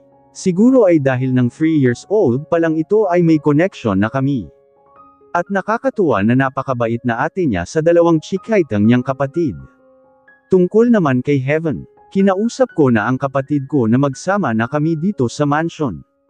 Nagsabi naman ako sa asawa ko ng nakaraang buwan sa plano ko at mas natuwa nga ito. Mas gusto niya raw na magkasama kami ni Heaven dahil dalawa na lang naman kaming magkapatid. Gusto rin naman ni Heaven na makasama ako. Pero hindi na lang siya pumayag na ibenta namin ang bahay at mas malapit yun sa trabaho niya. Pero pumayag naman siya na magkaroon ng sariling kwarto dito sa mansyon at madalas raw na dito uuwi. Nitong nakaraang buwan ay naging busy ng si Heaven sa kumpanya namin. Ako naman ay hindi na nangialam doon dahil simula't sapol ay siya ang nagpalago noon. Wala na nga rin akong balak na makihati pa sa dividend ng kumpanya dahil wala na rin naman akong ambag doon. Gusto ko na para na yun sa future ng kapatid ko. Sa nakalipas na isang buwan ay mas naging normal na naman ang buhay namin na pamilya. Mas lalo kong nagiging close sina Carlo at Ella. Parang feeling ko ay kahit papaano ay napupunan na ang nawalang oras sa pagitan namin ni Carlo. Hands-on ako sa pagiging mommy at pagiging asawa ko kay Jared. Sa nagdaang araw ay natatanggap na rin naman ni Jared ang pagkamatay ng Kuya Henry niya. Nagpatawad na siya at ilang ulit niyang binisita ang puntod nito at isinama pa ako. Kahit ako rin ay pinatawad ko na si Henry sa naging kasalanan sa akin. Masaya ako sa buhay ko bilang housewife. Masaya ako sa piling ni Jared na gusto rin suportahan ang pangarap kong magkaroon ng sariling learning center para sa mga bata. Kagaya ng gusto ni Jared ako rin ang nasunod sa pag-aayos ng bahay. Kung dati ay walang kabuhay-buhay itong mansion ay ngayon ay unti-unti nang gumaganda. Hindi ko pa rin tapos ayusin ang kabuuan ng mansion. Inuna ko muna ang sala. Kung sakali man na may bisita na pupunta ay hindi lang plain na sala ang aabutan nila. Kumuha pa ako ng personal na interior designer na tumutulong sa akin sa pagde-design ng bahay. Sinamahan rin ako ni Jared na mamili ng mga furnitures at appliances na gusto kong ilagay sa bahay. Weekends namin ginagawa yun at sinasama namin ang 3 bata para family bonding na rin. Gusto kong maging perfect wifey ng isang Jared Carl Caballero. Kaya nag-aaral na rin ako na magluto ng masarap. Tinuturuan ako ng kasambahay namin na masarap magluto. Lang beses ko na rin na dinalhan ni Jared sa bago nitong pinatayo na opisina. Sino-surprise ko siya. Fulfillment sa akin bilang asawa na nakikita ko ang asawa kong nasasarapan sa luto at kanina nga ay dinalhan ko siya ng lunch. Ang mga bata kasi ay pinasundo ko na lang muna sa yaya nila. Hindi ako nagpasabi para ma-surprise si Jared at gusto ko na sabay kaming kumain din. Si Jared nga kasi ang pinaglilihian ko yata. Kapag kumakain ako ay nami-miss ko siya. Parang gusto ko na lang ay siya ang iulam ko. Matapos namin na mag-lunch ay may dumating na bisita. Isa sa client ng kumpanya nila. Maganda at sexy ang babae. Agad akong nakaramdam ng insecurity sa babae na tila kasing edad ko lang. Nagpakita ng pagkagusto ang babae sa asawa ko. Nang pinakilala pa ako ni Jared sa babae ay niwala nga sa akin ang atensyon nito, na sa asawa ko lang. Malagkit ang titig nito kay Jared. Hindi ko masisi ang mga babae na mag-ambisyon na matitigan man lang ni Jared. Sa edad na 40 ni Jared ay napakalakas talaga ng appeal. Kahit na ako ay adik sa asawa ko. Sa galing pa lang ni Jared na kainin ako ay binabaliw na niya ako. Sa galing niyang bumayo ay lagi akong solve sa kama. Nitong nakakaraang araw ay halos nagiging active na naman kami. Ewan ko ba at na-trigger ako ng babaeng yun kanina sa insecurity. Na-insecure ako bigla lalo na nang nakipagkamay si Jared. Halata na hinimas pa ng babae ang kamay ng asawa ko. Ang landi. Saglit lang naman sila nag-usap habang ako ay napilitan na lumabas dahil alam ko naman na tungkol sa business ang usapan. Ang usapan namin ni Jared ay sabay kaming uuwi. Pero pagkalabas ko ay nagpahatid na agad ako sa driver dito sa mansion nagmukmak. Pero heto ngayon si Jared wala pang isang oras akong narito sa bahay ay umuwi na siya dito. Baby, I promise. Wala akong ginawa na kakaselos mo. Anas ni Jared na alam ang dahilan ng pananahimik ko. Alam ko na nagsasabi si Jared ng totoo. Hindi naman ako nagdududa sa kanya. Pero hindi ko lang talaga maintindihan ang katawan ko minsan. Dala siguro ng hormones. Naibantan ko pa sa asawa ko ang inis ko dun sa malanding babae. Kung pwede lang na kanina ay sanjitan ko ang babaeng yun ay ginawa ko na. Pero gumagana pa naman ang utak ko at alam kong makakasira yun sa negosyo ni Jared. Hindi na ako nakatiis at pakiusap ni Jared na kausapin ko siya. Gumalaw ako at tuluyan nang hinarap si Jared. Magkaharapan na kaming nakahiga sa kama. Baby ko, don't be jealous. Pinutol ko na agad ang ugnayan ng kumpanya ko sa kumpanya ng babaeng yun. Nang iniwan mo kami sa loob ay hindi ako nakipag-deal sa kanya. Pinaalis ko na agad siya. Nang lumabas naman ako ay wala ka na. Nilagay ni Jared ang palad sa pisngi ko at hinimas yun. Nagulat naman ako sa sinabi niya. Parang bigla akong nakonsensya. Dahil sa akin ay nawalan siya ng client, love. I'm sorry hindi naman ako nagseseselos. Malaki ang tiwala ako sa, you dun sa babaeng yun ang wala. Tuldok-tuldok. He likes you. And I'm insecure. She's beautiful and sexy. Agad na tinakpan ng daliri ni Jared ang labi ko. Don't be insecure, baby ko. You are far more beautiful and sexy than her. Any woman who threatens your peace of mind will be removed from our paths. Wala akong pakialam kahit siya pa ang pinakamayamang babae sa mundo. Tuldok-tuldok. Walang sino man ang pwedeng magpasama ng loob mo. Parang bigla naman ako maiyak sa sinabi ng asawa ko. Tinanggal na niya ang daliri sa labi ko. Sobrang lapit ng mukha namin sa isa't isa. Naamoy ko ang nakakaadik niyang hininga. Hanggang sa namungay na ang mata ng asawa ko at ilang sandali lang ay magkalapat na ang mga labi namin. Malumanay na halik ang pinagsaluhan namin. Marahan ang galaw ng labi namin hanggang sa parehong naging parang uhaw sa labi ng isa't isa. Alam ko naman na kapag ganun ang itsura ni Jared ay hindi na ito magpapaawat pa. Ako rin ay pinag-init niya na ngayon. Marupok na ang katawan ko kapag dating sa kanya. Pagdating sa'yo ay hindi uso ang salitang pagod sa akin, baby ko. Paos na sabi niya at ilang sandali lang ay tuluyan na niyang sinakop ang labi ko. I knew it. Ready to fight na naman siya. Parang lagi na lang akong sabik sa labi ng asawa ko gumanti agad ako sa halik niya. Ang bango pa rin ng hininga niya. Nalasahan ko pa ang laway niya na humahalo ang mints. Kahit active ang kama namin ng asawa ko ay kagabi ay walang nangyari sa amin. May time rin naman kasi na masarap na lang na matulog habang hinihimas niya ang likod ko. Kaya bigla ay namiss ko na kainin niya akong muli dahil noong isang gabi niya pa ako nakain. Patuloy sa ginagawang paghalik si Jared. Wala niyang sawang sinisipsip ang lower at upper lip ko. Sa bawat sipsip niya ay may bahagyang kagat pa siyang ginagawa. Nangangapal na ang labi ko sa ginagawa niya pero ayaw ko rin magpaawat na pagsabayan ang labi ko. Pati dila ko ay ako mismo ang nagpapasok sa loob ng bibig niya at sinisipsip niya naman. Kagaya ng usual routine niya, matapos pagsawaan ang labi ko ay nilaipat niya naman sa leeg ko ang mga halik. Panay dila niya sa balat ko. Malinis naman yun dahil kanina na bago ako mahiga dito ay naghilamos ako at pati naman leeg ay sinasama ko sa hilamos. Mariin na lang akong napapikit sa ginagawa ni Jared sa akin. Mas lalong tumitindi ang pagnanasa ko sa kanya habang ninanamnam ang kilati na dumadaloy sa katawan ko. Nagsimula na lang akong mapasabunot sa buhok niya. Bigla naman siyang tumigil sa ginagawa niya. Napadilat ako at nilingon si Jared na halatang sinadyang bitinin ako. Love, gusto ko pa ng ginagawa mo. Baby ko, ang sarap.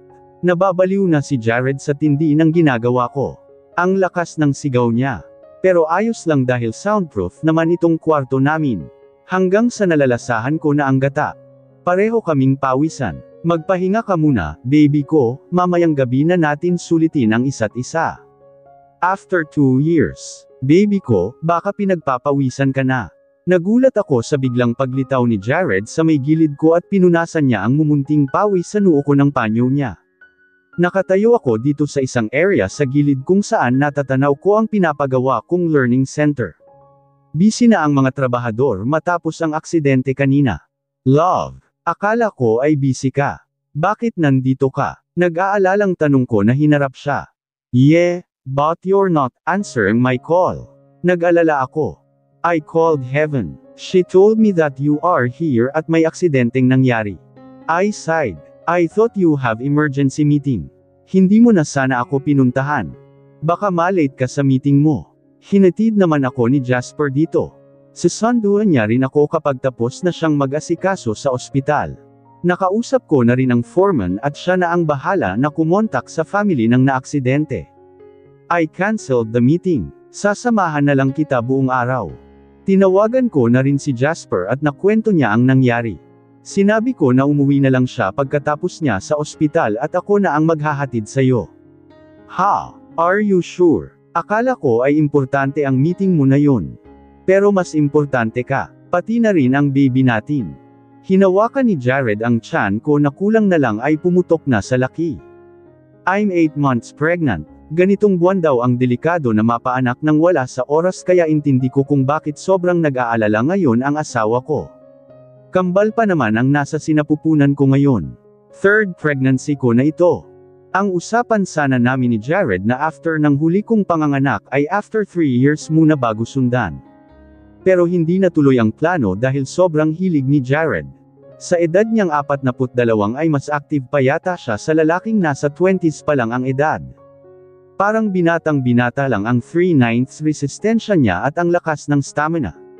So, wala pang isang taon ng bunso namin na si Jam Clarice ay nabuntis na naman ako.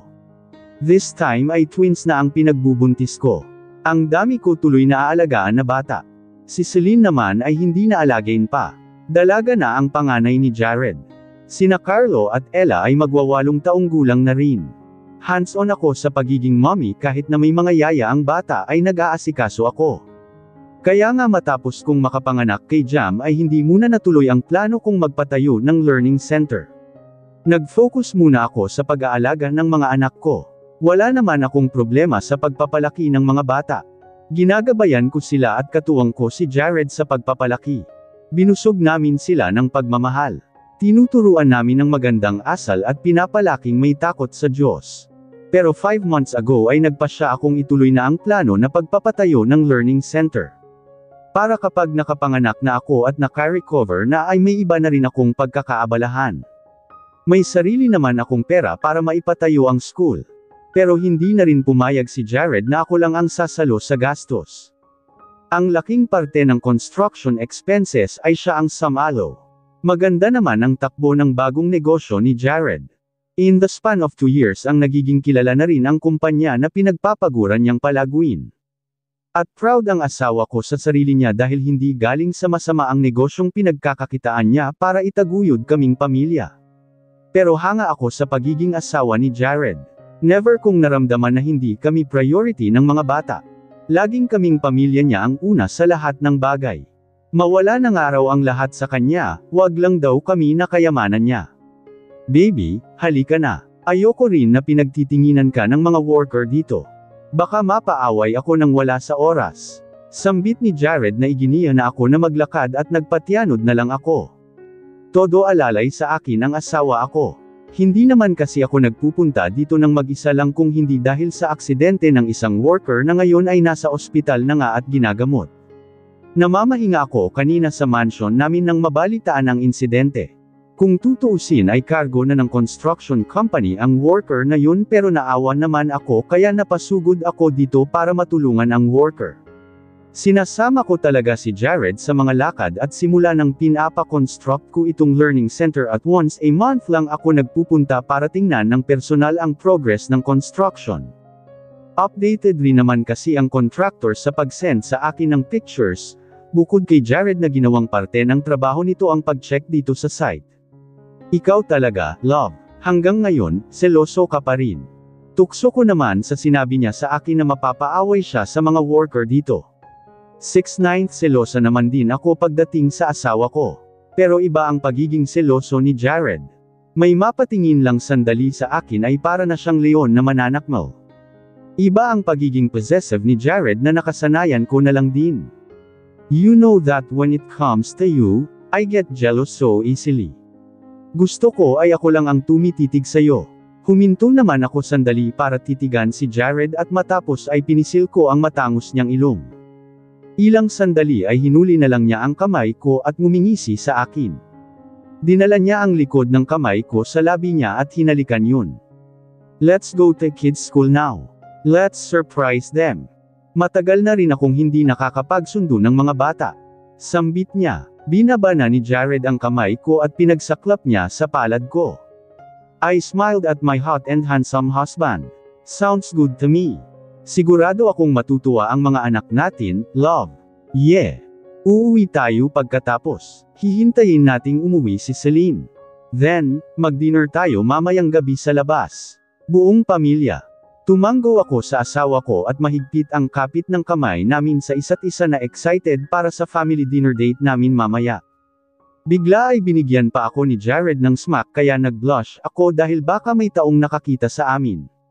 Wala naman dahil hindi na kami kita mula kung nasaan ang mga construction worker. Hindi mawala ang ngiti sa labi ko habang naglalakad na kami ni Jared papalabas sa area para puntahan ang kotse niya. Kapag ganitong magka-holding hands kami ay laging puno ng saya ang puso ko. Sino ba naman ang hindi masisiyahan na mapunta sa tamang tao? Simula nang nagkabalikan kami at kinasal, tinupad ni Jared ang pangako niya sa akin na hindi ako paluluhain. Nabibigyan ng masaya at kumpletong pamilya ang mga anak namin. Siyempre, parte pa rin ng relasyon ang minsan na nagkakatampuhan kami. Pero hindi kami nagpapadaig sa galit namin. Diyos ang nasa sentro ng relasyon namin. Our journey of love hasn't always been easy. Matinding dagok ang pareho naming naranasan. Nagkahiwalay ng mahabang panahon. But what matters most is here we are, holding each other's hand, and our story has a happy ending. Marriage. Ang pag-aasawa ay pinaplano at pinag-iisipan ng maraming beses para walang pagsisi sa huli, hindi kailangan magmadaling magdesisyon dahil kapag laging minamadali doon madalas nagkakamali. Tandaan ang pag-aasawa ay hindi madali. Para maging masaya ang pagsasama niyong mag-asawa, huwag maghanap ng bagay na wala sa kanya at makontento kung ano ang meron sa bawat isa. Hanggang sa muli maraming salamat sa patuloy na nakikinig sa aking munting channel.